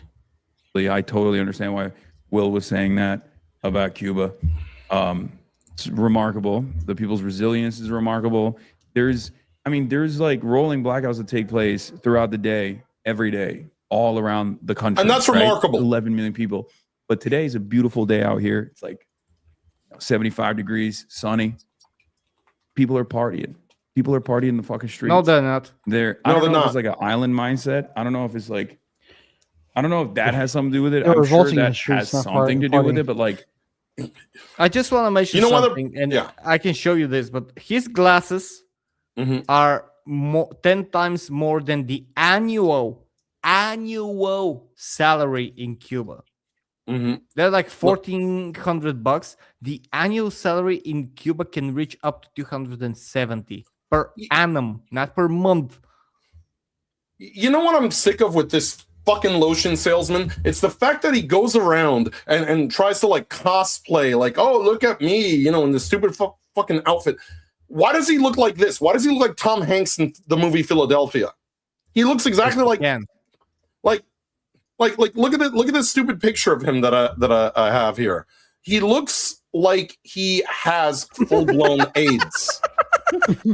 He's dressing like Tom Hanks in Philadelphia. Yeah, I mean, yeah, it's a Tom Piker. That's because there's no food in Cuba, okay, folks, right? But from my perspective, and I want everyone to understand this, right? Now, I want people to understand this. We all want Cuba to be free from communism. We want Cuba to be a vibrant Western democracy. But we all know that if Cuba stopped being a communist state, it would go back to being America's Playboy Mansion, and the Cuban people it may be a democracy in fucking name only, but none of the anti-American candidates will win. They'll get shine bombed. They'll get, for lack of a better term. Essentially, no matter the situation, the Cuban people at home will lose. Just like with the Iranian people, no matter what happens now, they're going to lose, because even if they are so-called liberated, they'll just become bitch cucks of the Western world, like us. Sorry to point that out. Well, I mean, I have a different take on that. I know Cuban people. I know a lot more Cuban people than you, unfortunately, and they all want America to take Cuba away from the communists, because most of them had to eat shit most of their lives. You know how bad it is. And by the way, the left used to use Cuba. They used to weaponize Cuba against the right as a reason why we're such tyrants for illegal immigration, until they realized that Cubans don't like fucking communists, which is what they became, because this was ground zero for, we hate ICE, we hate enforcement, because Elian Gonzalez and his family swam here on a fucking inner tube to get away from Cuba, and were sent right the fuck back by immigration and enforcement during that time. And no one on the left, to be honest, no one on the left shed a tear because of ideological alignment. Simple as that. Absolutely. By the way, Joe Biden and Kamala Harris, this is the only people they enforced immigration policy on were the Cubans. Why? Because Cubans have seen firsthand that in communism, you basically eat shit and die. Yeah, which is absolutely true. The thing is, and this is again going back to what we have talked about in previous shows, that we should leave each other the fuck alone in general, because whatever happens to Cuba, whatever America decides to do it to Cuba, and I read that Donald Trump spoke a week ago that he would be honored to take Cuba, to conquer Cuba, to make Cuba whatever he wants it to be. Okay, yeah, sure, fine, but you're still causing major disturbances. This is like acquiring new territory. Just today, and I sent this to Digny before the show started, is that like someone from Israel actually said that there should be a new border between in Lebanon, which means that Israel should he's basically saying directly that Israel should be expanding its territory. So when you As a have buffer zone. territorial Yeah, similar to the Golan Heights. Take over southern Lebanon as a buffer zone to stop any potential attack or invasion. Yeah, it's just but that is pretext. Look. I will say this. I know that Cuba is really excited for their new president, also. They're really excited to be introduced to the new president, Marco Rubio. By the way, it's really, again, he is initially, despite the fact he looks very white, he is Cuban, for those who don't know. Yeah, just give him like some solar tan and stuff like that. He's gonna be perfect, and some white powder, like some white powder. He's gonna be perfect. Look, he's had a lot of white powder and a lot of foam, which is why he wasn't the candidate. Give him a shit sandwich or two. And the Caribbean is a region, because it is practically a region of its own, right? There is no prosperous, like really prosperous land in the Caribbean that isn't a fucking tax haven or a tropical paradise, right? There's no Singapore in the Caribbean. There is no wealthy nation in the Caribbean that is actually built. Why do you think all the people in the Caribbean are over here and already U.S. citizens from Puerto Rico, Cuba, Dominican Republic? Yeah, exactly. You've named a few of the candidates. When you look at each nation of the Caribbean, right, and compare them, Cuba's not that bad, right? You look at Jamaica. You look at Haiti. Haiti is the shithole of the Caribbean. Okay, by a country mile, they are eating each other in Haiti. The Dominican Republic, which is, a lot better than it used to be, but that isn't saying much. You look at Puerto Rico. Puerto Rico is the most impoverished place in America. It's not even close. It's the most impoverished place in America, so much so that millions of people live there, but it's not a state. Let's put it this way, Digny. We have a big house in Puerto Rico that was inherited from my grandmother, and my mother doesn't want to live there. My life would be a lot easier. Right? If you compared Puerto Rico to Cuba instead of America to Cuba, right? Let's compare the American Caribbean of Puerto Rico with the Cuban Caribbean of Cuba, right? And then you will see much more of an alignment in regards to the situation. And if Cuba is liberated by America, it'll simply become the next Puerto Rico. But by the way, I mean, bear in mind that the Dominican Republic shares an island with Haiti, which we've also seen this before. If you remember, guys, the Haiti situation, they did the left basically did the same thing that Hassan and all these people are doing now. We had the Conan, the infamous Conan in Haiti thing. Also, Helzo, if you haven't seen this, which also goes in line with this New York Post article, I don't know if you guys remember this. This was like 3-4 years ago that this got controversy because of or maybe like 2 years ago when Trump was calling Haiti a shithole. And all these people were like, yeah, Haiti is not a shithole. It's just a great place. Everyone's happy. Oh, yeah, I remember that. You've got people like Conan O'Brien, and they're going to these 5-star resorts that are in a very small speck of what Haiti is. And the rest of Haiti is impoverished. They're eating mud cookies. And, look, Haiti is currently run by a warlord by the name Barbecue because he eats human beings. And Cuba's not that much better off, to be honest. Exactly. Yeah. Exactly. There was a time in American history, right, in the 20th century, when the U.S. occupied Cuba and Haiti. Did they become better places during the occupation? Yes. What did America ultimately decide to do? Fuck off, because it was more trouble than it was worth, right? Mhm. No other nation on earth, not a single, not Russia, not Iran, not even North Korea, has the same embargo as Cuba. Why? Because the conflict with Cuba is personal for the United States because of the historical context, right? When someone tells you you can't be a playboy in this mansion any longer and actually succeeds in kicking you out, you're going to fucking hate them forever. And that's the situation with Cuba.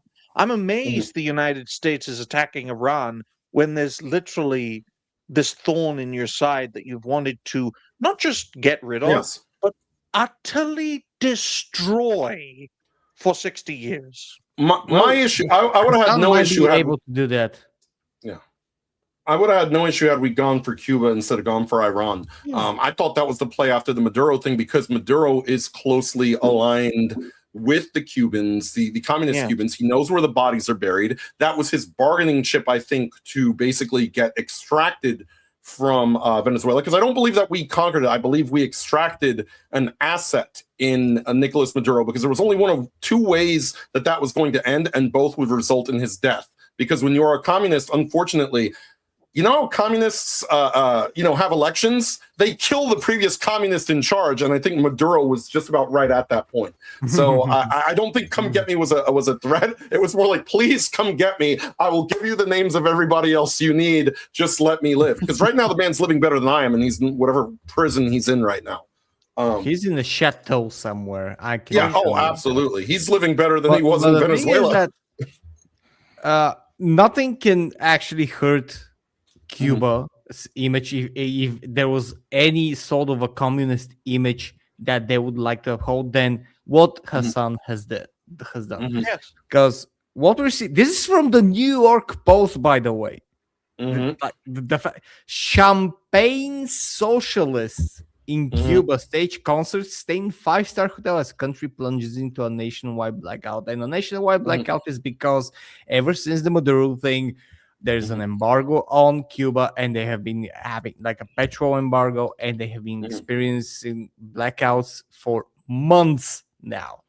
That didn't stop Hassan and other influencers and an Irish hip hop group called Kneecap to be with all the perks and all the bells and whistles there, sucking off electricity. And something that this article doesn't say is that because of them sucking off electricity, much needed electricity reserves, a hospital in Cuba where they were performing very close had their power shut down, and I think it was several dozen patients on ventilators that died because of a concert for a would-be communist. And let me just put in something. Communism as a concept can never withhold in this world for one simple reason: because money exists. Communism, the original concept of communism, does not allow for money to exist. And when money exists, it becomes a very corrupt version of capitalism. Helzo, you need to understand that Hassan needed that extra electricity to shock his dog. So those people's lives didn't really matter. They were the wrong type of communist. They were the broke communist instead of the ones that have money like Hassan Piker, which is the problem with communism. Which, you have an upper tier of people who are rich and wealthy. Your Mark Ruffalos, your Alexandria Ocasio-Cortezes, your Hassan Pikers, your Zohran Mamdanis. These people have all the money. And then you have the lower tier of communists, which are all the stupid orbiters with anime trans profile pictures on X that just orbit around you, say things like "fuck Chuck Norris" in the chat, like we saw. Those people are basically just foot soldiers for these people, but they will never reach that. Communism is about keeping those people where they are, rich and being able to talk about communism, to a bunch of poor, useful idiots that then oppress the rest of us who are not mentally insane.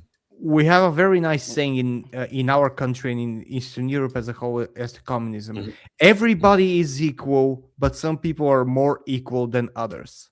Animal Farm. Exactly. This is the perfect example of Animal Farm of 1984, of everything that you would read which is, by the way, currently banned in a lot of schools because they don't want you to have a thinking capacity. Well, this is This article coming from the New York Post is actually a surprising thing, and they're smearing the fuck out of everyone. Basically, that kneecap group supporting Hamas. They're going there like all the bells and whistles.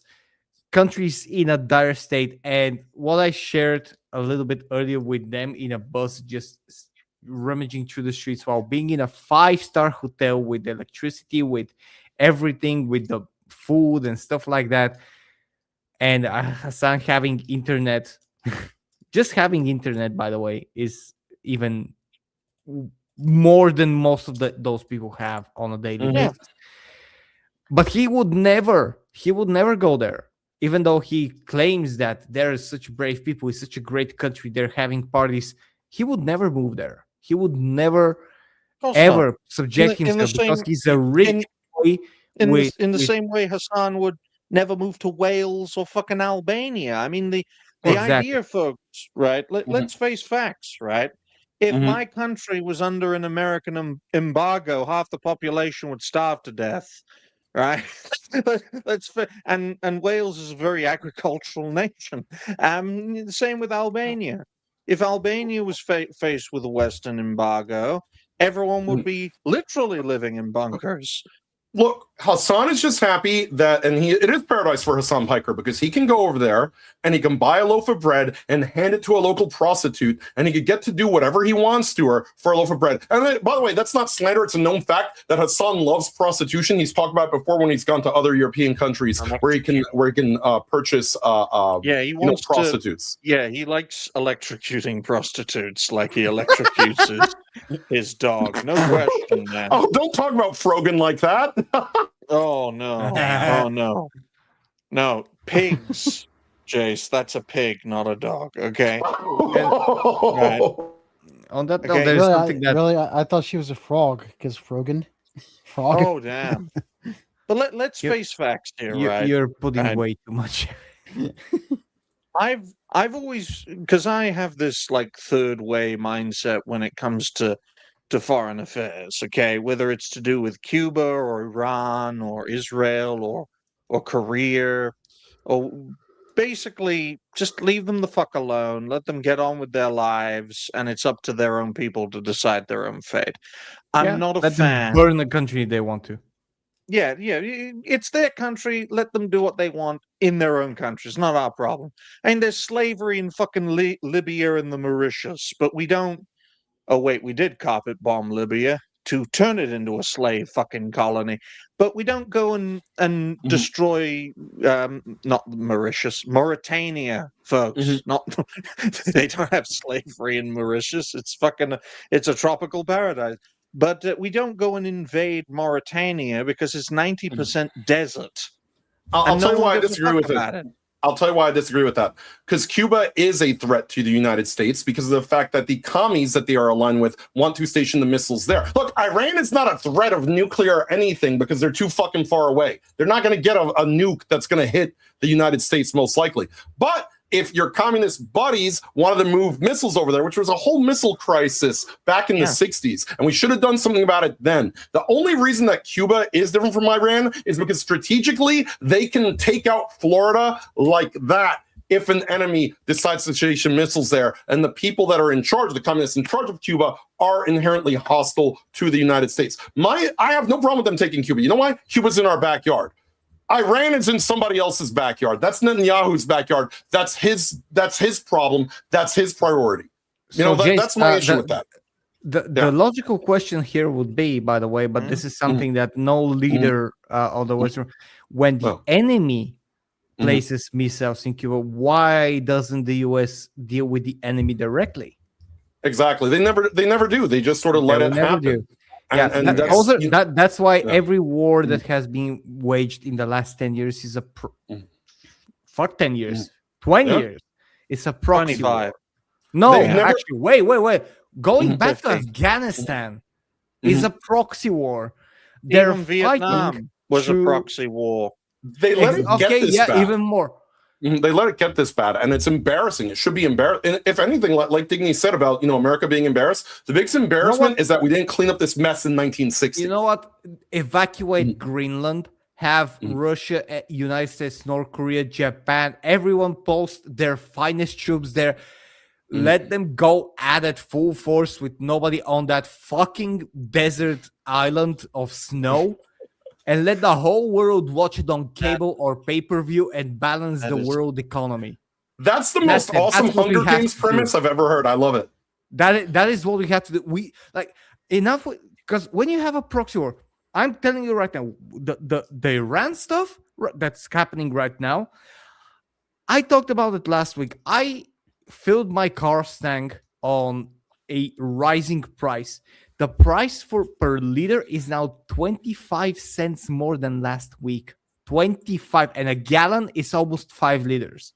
So you can pretty much gather everything is going up. And for what? I didn't agree to that. I didn't want to do that. Exactly. Why am I supposed? We are paying it. We, the normal fucking people, are paying for someone with too much power. I'm sorry, but having the power of an entire military complex and having a congressional hearing where the military advisors under oath are saying the president can act with however they like, and they are the one that ultimately decides if this is an imminent threat, no matter what we tell them. So why do you have a job? That's been commonplace at least since Iraq, because it's the same premise. I mean, my issue personally when it comes to Cuba is that if the United States has the right to a sphere of influence, then so does Iran and Russia and China and India. No. That's talking against the Western. That's talking to the enemies. India already has a sphere of influence because they export all their workers to every other country to subvert it and put shit on the streets in the process. Exactly. India has a sphere of influence with Thailand because Thailand is covered in shit. You people don't realize how much rubbish is dumped in Thailand. It's so many, it's ridiculous, and most of it comes from India. But the point I'm trying to make is, right, if America's sphere of influence extends to continents, then why shouldn't Iran lay claim to the entire fucking Middle East? Because that's a semi-continent. The Middle East isn't even a continent. It's a semi-continent. It's just a lot of oil is there. But it seems that we want our cake as a people, want our cake and eat it.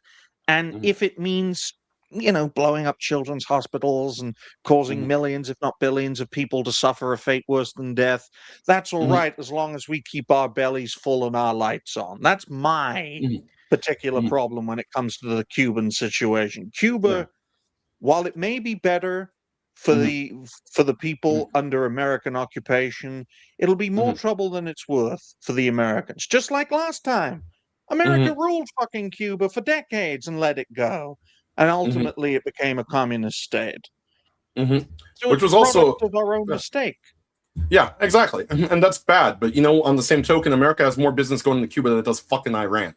Like, you know what? There's a difference between going to our backyard.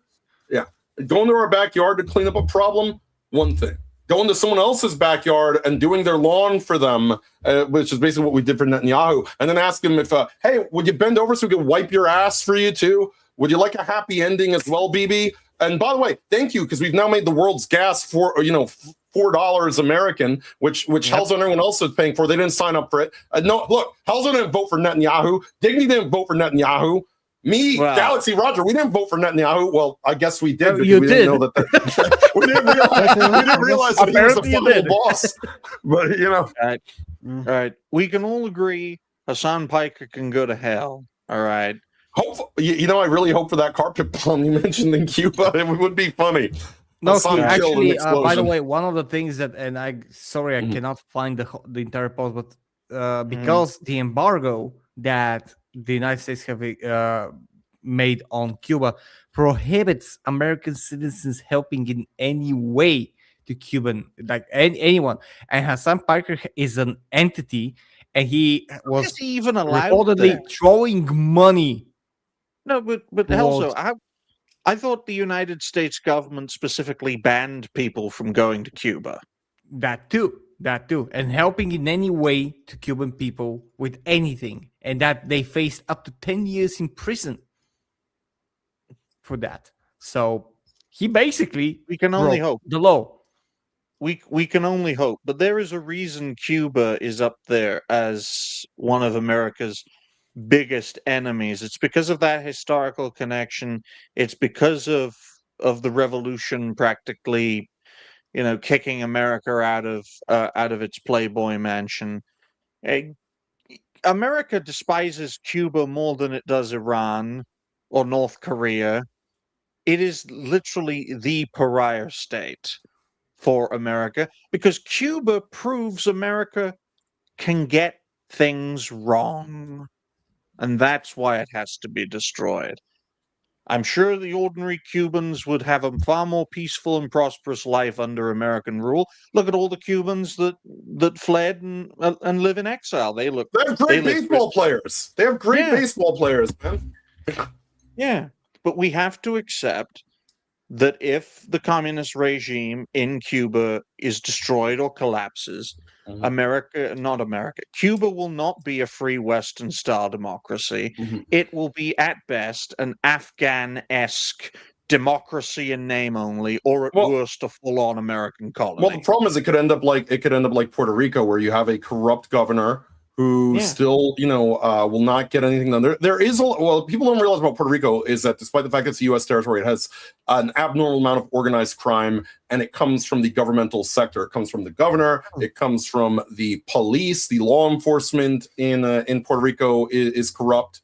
Roadkill hates their sandwiches. By the way, I want to point this out. I just want to remind you guys that, because I do think that it bears repeating, is that communists like Hassan Piker, this is a learning experience for him because he finally gets to figure out which one is Cuba and which one is Puerto Rico. Because if you remember a couple of years ago when Spider-Man 2 first came out, Miles Morales had the Cuban flag in his house, even though he's half Puerto Rican. Because the communists, the champagne socialists don't know which is which. Yeah. They only know it when they have to virtue signal by putting the flag in their stupid bio. That's when they learn flags. Let's face it, folks, just to tie this topic in a bow, if Puerto Rico had a revolution to become an independent country and turned communist, it would essentially become the next Cuba, but it would completely fail because Cubans actually know how to run their country, even if it is to the ground. The best Puerto Ricans don't live in Puerto Rico. The best Cubans do not live in Cuba. And the best Americans are dead. So on that note, ladies and gentlemen, I just want to, before you do that, I just want to finish with something because we are moving to another topic, but on that general topic, it would seem in 2026 that we are speeding up geographical or geopolitical changes. And up until the end of this year, we'll be seeing a lot of changes that we haven't seen in the last decade. I don't know how it's gonna end, but we are reaching to a boiling point in the world that may go either way, and that chaos is very frightening. No, one of two things will happen. Either the American empire finally breaks of its own accord, or more pariah states, so-called pariah states like Iran, like Cuba, and then finally with North Korea, will be eradicated.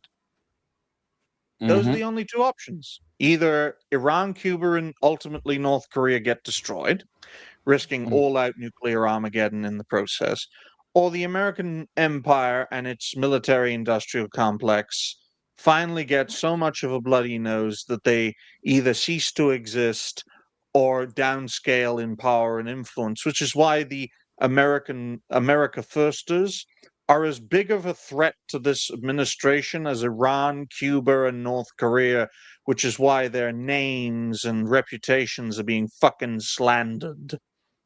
This season on Netanyahu Miku. Exactly. Exactly. Oh, wait. But, Fuck. Oh my god.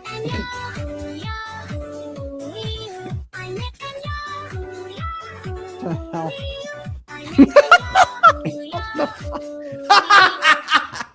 The red button. Press the red button, Netanyahu-san. you can tell this is real. You can tell this is real because Netton's playing with a 12-year-old. But on that note, ladies and Oh gentlemen, God. all right, our final topic, 1 hour. I mean, those two are exactly the same. Neither of them are 1 hour, 49 minutes, and 49 seconds for our final topic in regards to the following. Why digital ID is pointless. GB reviews analysis. Now, the I hope concept, it's not a long topic. right? Well, Galaxy, you feel free to jump out whenever you need to, because I know you've got a stream to prepare. Yep. But the concept of digital ID fundamentally doesn't work because either it has to apply to everyone or no one. There is no happy medium. You either everyone must have it or no one must have it. That's why it's so resistant, vote the folks, latter. because the only way it can be enacted is universally. The thing is that digital ID is one of those things that either it's too early to have it or you should never have it, but it's never the right time to have it. And what just happened today or yesterday now is the example of that. Another example, after Discord, after all those services that got leaked, now we have Crunchyroll. They have around 100 gigabytes of data with personally identifiable customer analytics. This means IDs, credit card numbers, full names, emails, dates of births, every sort of personal document that may have been uploaded to the platform on that 100 gigabyte of data leaked. This is and they actually said IP addresses, email addresses, credit card, and more.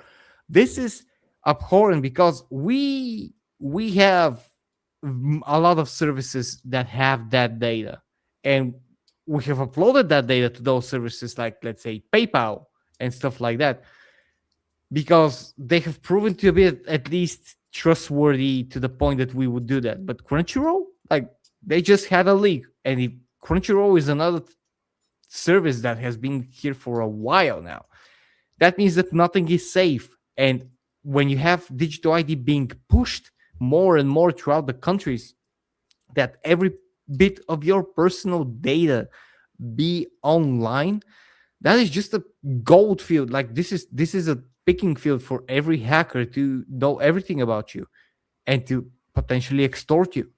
It's an awful situation. You know, go on. I was going to say this whole thing just doesn't work because of the fact that it's just setting up this weird, and it almost seems by design that they want us to do it because of the data breaches, because of the fact that essentially they want this fictional Westworld style reality where they can just predict everything that we do before we do it, like an algorithm. But I mean, look at this. Look, I mean, basically, there are ways to bypass some of these things. This thing is so flawed, this idea, this concept. Because you got people using Norman Reedus's face to get past facial scans, right? You've got them asking for age verification on accounts that are 22 or more years old. The account itself is older than the age of 18, so you really don't need the ID because that person is over the age of 18. Because there's no way the account is 20 years old and that person is suddenly now 16 years old. It doesn't work that way. This whole process is completely flawed. It's made to do what all these things are meant to do, is basically inconvenience us for no real reason. Look, you're gonna have to soon you're gonna need your ID to take a dump. Oh, sorry, we need to verify whether or not you're old enough to use this particular toilet bowl. I mean, when does it end? You've got such a dystopia. We have refrigerators that are coming out with smart technology and ads. This refrigerator will not open until you've watched this ad. This has gone too far, and it will be to the point where it's like age verification here, there, everywhere. Papers, Please doesn't seem to have stopped us from getting into potential World War III. Now has it? We're living in Black Mirror episodes. Exactly. It was meant to be fiction, not an instructional on how to oppress us. But what do you guys have? Like Roger, what do you think about that? Pretty much just like how everybody else has been saying it. It's just another way of controlling people in a way that they tried to make it seem like, oh, this is all good and all because it's for your safety and everything. When we have just seen countless times, like how you just show with Crunchyroll, how we've seen with Discord, Sony for like 15 times in the past 10 years. Whenever their data breaches happen and everything, and all this information gets out in there, and yet they still want to gaslight everybody and say, this is the most safe, effective way to make sure that we keep all your information safe. All I can say is like bull fucking shit. It's just another way for you can control us into doing the shit that we disagree with, but because if you have all of our information and everything, kind of like how over there in China, where you think this, well, we got access to all your information, and guess what? You don't have access to your bank account. So fuck. Yep, exactly.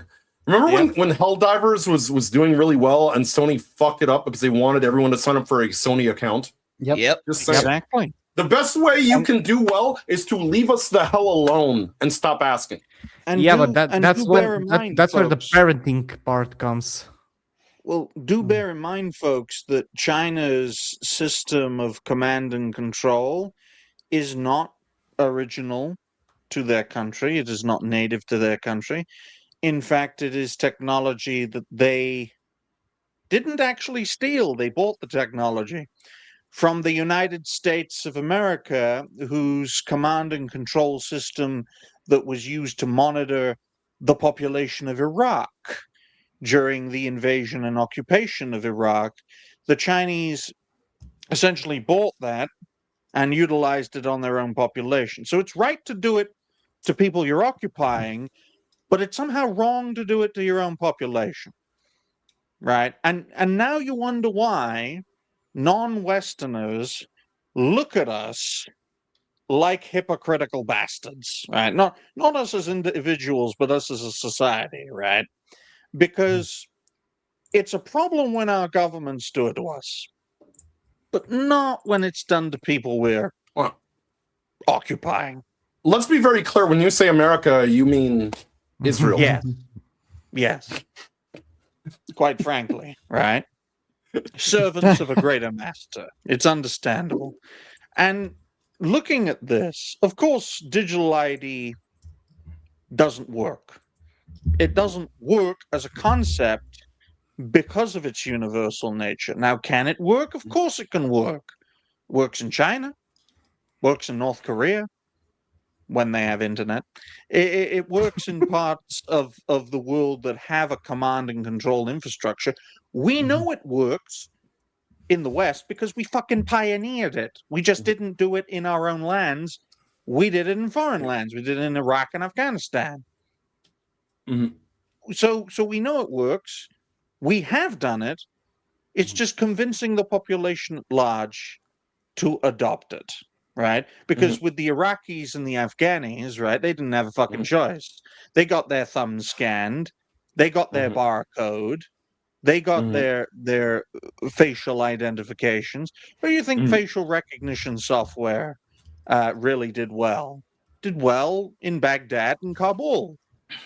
I mean, let's face it, we are all being tracked, and the society has created a world where we're okay with being tracked, essentially, because everyone has one of these. Have Chinese any one of you didn't- try to talk about something that they really want with someone, and then check their phone, their social media, I mean, Absolutely. and have ads for that?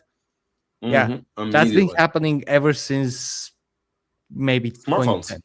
yeah. Yeah, ever since. And as smartphones. much as So- we condemn, as much as we rightfully condemn the Chinese for having a social credit system, that system would not have been possible without the West developing it. Why?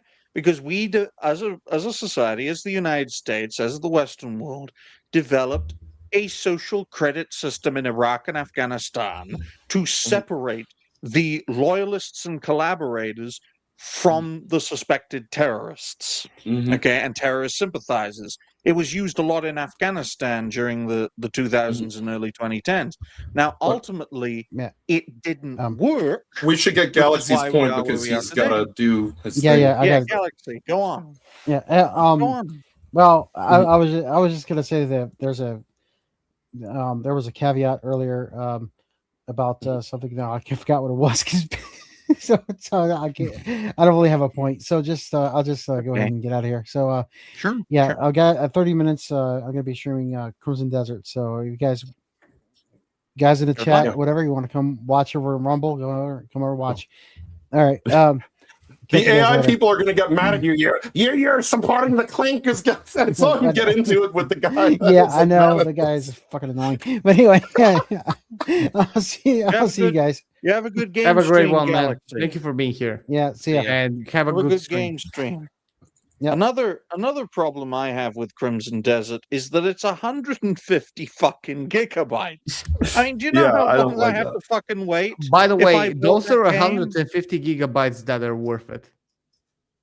You know, I had to wait because I had to install Mud Runner, right? It was only a 1.3 gigabyte game. I had to wait about 5-10 minutes for that. And it was just 1 gigabyte. My internet was running slow that day. But for 150, I'd have to wait a few fucking days. But the point I'm trying to make is with this whole digital ID thing, is that the technology's there. It's been enacted in various countries, whether they've liked it or not. So now it's just a question of convincing the population. We already You're never- have social credit. We already Yeah, have to a social certain credit in the extent. West. What do you say about Israel? Yeah. It's just You're not never going to restricted. have the population to accept it, especially not after COVID. Well, Yeah. then it'll be forced upon them like it was in Iraq and Afghanistan. It will be, and it is, especially like I know that it's being very pushed in the UK, for instance. But this is not going to go peacefully, and especially in the instance of the UK, especially with what's been happening with the immigrants there and those movements against them, this is just one more thing to spark a civil war. And you can't Just like in Iraq and Afghanistan. Sorry Exactly. to bring it back to those two countries. No, exactly. It's but, the same thing. Nobody's pushing. Like they tried to run a story in my country about digital ID, and they said we will be having that. People laughed because it was to be until 2030. Nobody's going to do it. Nobody's going to do it, and nobody's going to accept it. And how is it happening here in Bulgaria is that they propose something, nobody uses it, and they withdraw it within a year. That's just it. Nobody can if they try to force it, the only thing that people need to do is there to be enough people to not use it, so it fails. And that's the best way to fight against something like this. we're not going to get. You won't have service. You won't have services, or you can't go to your job, or you can't ride the bus, or anything. All right, there's 5 million people that are not gonna do it, and that means that the public services that are profiting from these 5 million people are not gonna profit for a couple of days. Let's see how that goes for your company. You know what the problem? Right. I'll just make this point first, Jace. As long as the boomer generation are alive, digital ID will never be a thing. Yeah. Never. Yeah. Never. My father doesn't even want to use his phone to phone people. Never mind actually having to, scroll through. Oh, what's a link, son? It's like press it. Press the blue thing. My late father never had one of these. He had a shitty Nokia, and he refused to update his phone to anything beyond that. And he had gotten that Nokia only because they made pagers obsolete. And he's like, I will not. You know what the only problem is? That if he had told the phone company that he had done that, the bill only would have been like $2 a month. And he never said anything. My father's the same. He doesn't use a smartphone. He uses an own Nokia. Like those THC, whatever was the type of buttons. Yeah, it's yay big. Yeah, I think the big problem, like you said, the boomers may not go for it. but the youngest generation has been in the cage so long that that's who they rely on, and this is what they rely on is this type of energy. Is well, we've accepted it, so now you have to too. Case in point, how many people just are remaining on Discord even after everything we know about Discord? And I'm not just talking about the recent scandals, even scandals that were going on during COVID of them admitting that they were going to punish people for off-platform behavior. Well, how does Discord know your off-platform behavior unless their app is spyware, unless their PC app is spyware, unless they are keylogging? There is no way they would know what your off-platform activity is because you could have a completely different username from what your Discord name is. So how would you know? Patience really is a great weapon, folks. When you look at the history of the Western world since the end of the Second World War, there had been more social change in 70 years than the preceding 7,000 years. Why? Because 7,000? I know. But why? Because the people who were guiding the hand of the West were very patient. They knew what they were guiding. They would not live to see. Patience is a powerful weapon, right? We went from blacks get segregated to a black president in what? 45 60 years? No, from 1963 until 2008. Yeah, 45 kinda years. like 50. Yeah. Last 10 years, social change, social progression has at best stagnated, at worst, in a democratic framework. All those social so-called advances could well be rolled back by the end of the century. Why?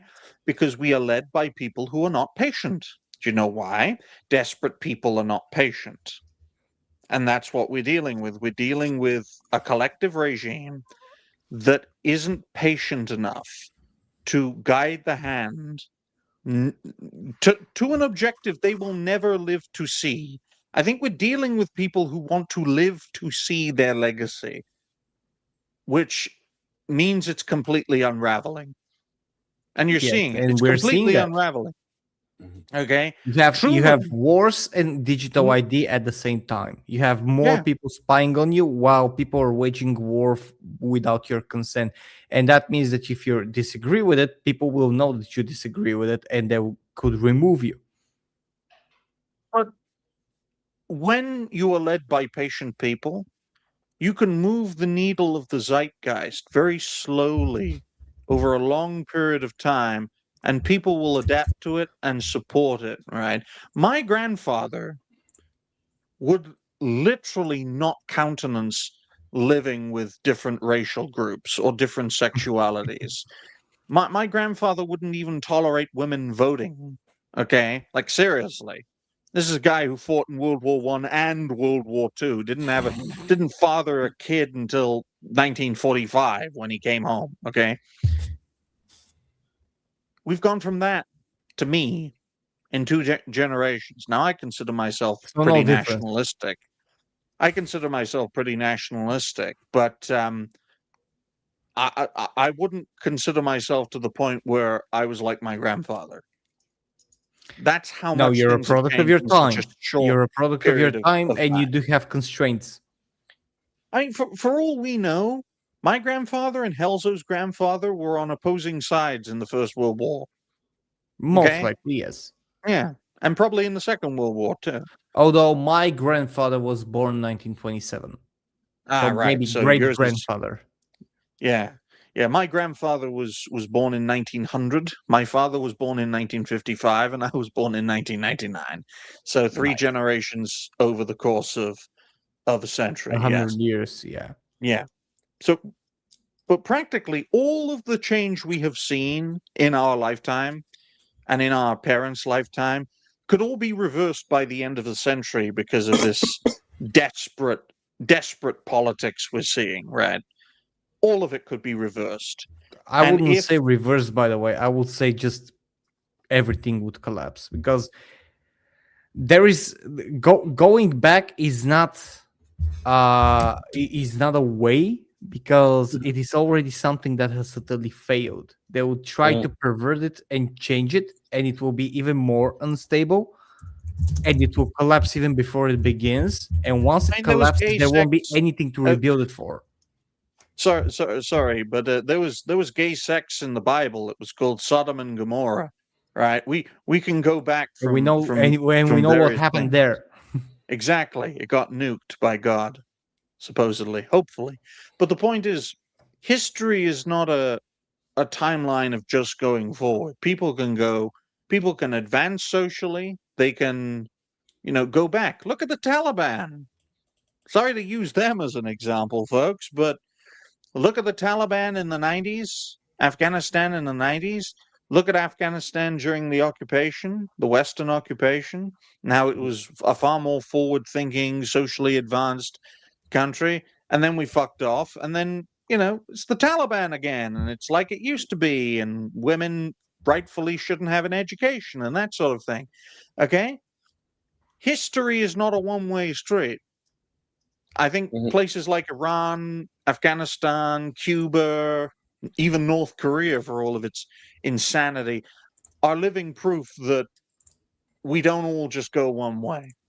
Well, Iran won't have to worry about the age verification or anything. They'll have no problem at all because they've been at 1%. That's one way to make sure you don't have to worry about this shit. Is to just not have the entire internet. Yep, Well, that's how you stop any conversation on the matter. Exactly. Right? You don't want guys. Everybody guys has should- internet, and there's a central hub of internet, and everybody that has access to it can shut it off and just make you go back almost a century in terms of technology. Yeah, well, I'll tell you this, guys. People who are saying, well, Starlink. Folks, Iran thanked Elon Musk for using Starlink in Iran because they were able to track it and wipe out all of Israel's agents. You know those 30,000 people who got fucking massacred? Yeah, thank you, Elon. You helped us. Elon Musk did more damage to Israel's effort to destroy Iran than any fucking Ayatollah. Yeah, I mean, who knows? I just wish they would blow up the wall.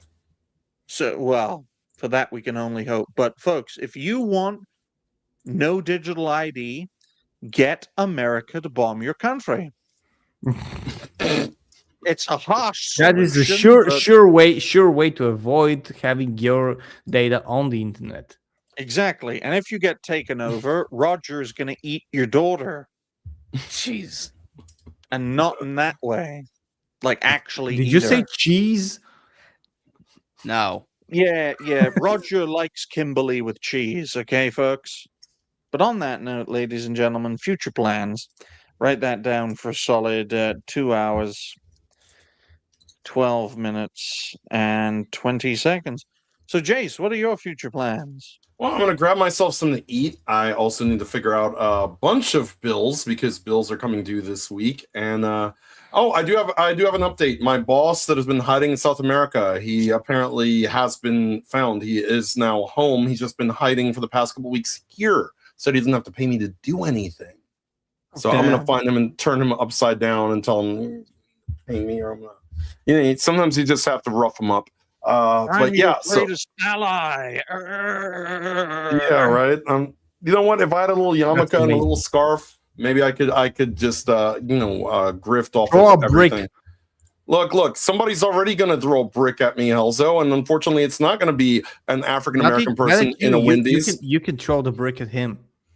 Well, here's the problem. I mean, look, I've talked so much shit about Israel that Laura Loomer's gonna come get me, all right? Look, all right. But yeah, so I'll be game streaming later tonight, probably a little Final Fantasy 11, maybe a little Suikoden 3, maybe a little Saga 3. I need to get these single player games done. That's the problem with MMOs. They cut into your single player game time. But yeah, I mean, people have been really enjoying a lot of the streams we're doing on Rumble. It's been coming up. We've turned a corner, I think, as far as the RPGs go, much to the dismay of the FP Slop boys. But we'll be on that. Then tomorrow, Digny and John will be on Happy Hour. I should be making my return in the evening to the Game and Rant over on Rumble, so be sure to check that out as well. That's at rumble.com/cancel this podcast. We are growing a little more every day. I think we're a few followers shy from 2620. So we're doing pretty decently for people on a platform that some people would call the minor leagues. Yeah, okay, yeah. That's why you backed up your whole fucking channel to it, right? Yeah, I know. Buy Dash my has book. a very. Buy my book. Buy I my didn't know book. Dash was an author. I didn't know Dash was an author. But what about you, Roger? What are your future plans? Future plans is just well, like I was telling Helzo before the stream started, the reason camera's been off is because I have it put away right now because I'm currently moving stuff about in my little office space here and everything, and trying to get it all situated so that I can actually try to get started streaming again, like how I used to. But other than that, just trying to survive my weird ass work schedule. How bad is Roger, it? we should get you in touch because me, Jason, and John covered this woman who does like food reviews and she has like food Tourette's where she talks about the food and goes, "I gotta have It's this time food." to. Yeah. Well, it's not even a woman, by the way. It's biologically a man. So there's Oh, that. it's a tranny. Oh yeah. Yes. Yeah, I forgot. Woman. Yeah. Oh my goodness. Oh, what about you, Helzo? What are your future plans? Supposedly, if we have a future after what's been going on with our not so distant neighbors, I would be streaming Mass Effect Andromeda, which is not a good game, especially after finishing the trilogy. The face is tired, but the combat is okay. Here's the thing, though. Compare it to newer games coming out today. How is it? No, comparing it to newer games is much better. I did one stream on it. It's much better than newer games, but I did the very bad mistake of playing it after finishing the trilogy. Finishing the trilogy, I'm one of the few people apparently on this planet who doesn't have any problem with any of the endings and how it actually ends. And I have to thank EB, who hopefully he's in the chat. He actually bought the game for me. And we'll see. We'll see how it goes. Helzo, what you need to do is while you're playing the game on a second screen, just keep your review of 1348 EX Voto on the screen and remind yourself it can always be worse. That will probably help. Yeah, my review is my review apparently is one of the best things that I have ever done. If I had actually posted a link to my channel, it would probably be over 3K right now. But anyway, I will be potentially so weird. Go ahead. I will be potentially in the near future scaling back on content because I need to balance what I'm doing now with what I want to do in terms of game development. But we'll see how it goes with work. Until that time, streaming videos and everything. And here it is, EB. And before I pass the word to Digny, I just want to say thank you, Roadkill, for saving the stream. For the kikis, thank you very much, man. $9.99, which is a very, very nice blessing from you. Thank you very much, legend. Forever. Absolutely. All right, folks. What about you, Digny? All right, Mass Effect Andromeda. It's a good game. It's just not a good Mass Effect game. Okay, folks. Exactly, doesn't feel like a mess. Exactly. Just call it Andromeda. It might have done well, but folks. Quite simply, more videos, more shows, more videos from said shows. I'll be doing a show tomorrow with John over at Cancel This Podcast. I'll also be doing the Rumble Revolution show where we'll be having Mike and Maverick. We'll be having the podder, the pod father, Mike, the real pod father. As well as Maverick as guests, along with a solid panel. Then for Thursday, of course, John and Jace Cancel This Podcast. Friday, Dash Tax Old White Road. Saturday, hopefully with Stark of Iron. Sunday with Triton and his crazy crew of fucking lunatics, and so on and so forth. So, yeah. Nice. Thanks for watching. Thank you very much for being here, everyone. Thank you to the panel. Thank you to the chat. And see you next Monday, hopefully, if we're not banned. Bye. Smile and wave, boys. I'm smiling and waving.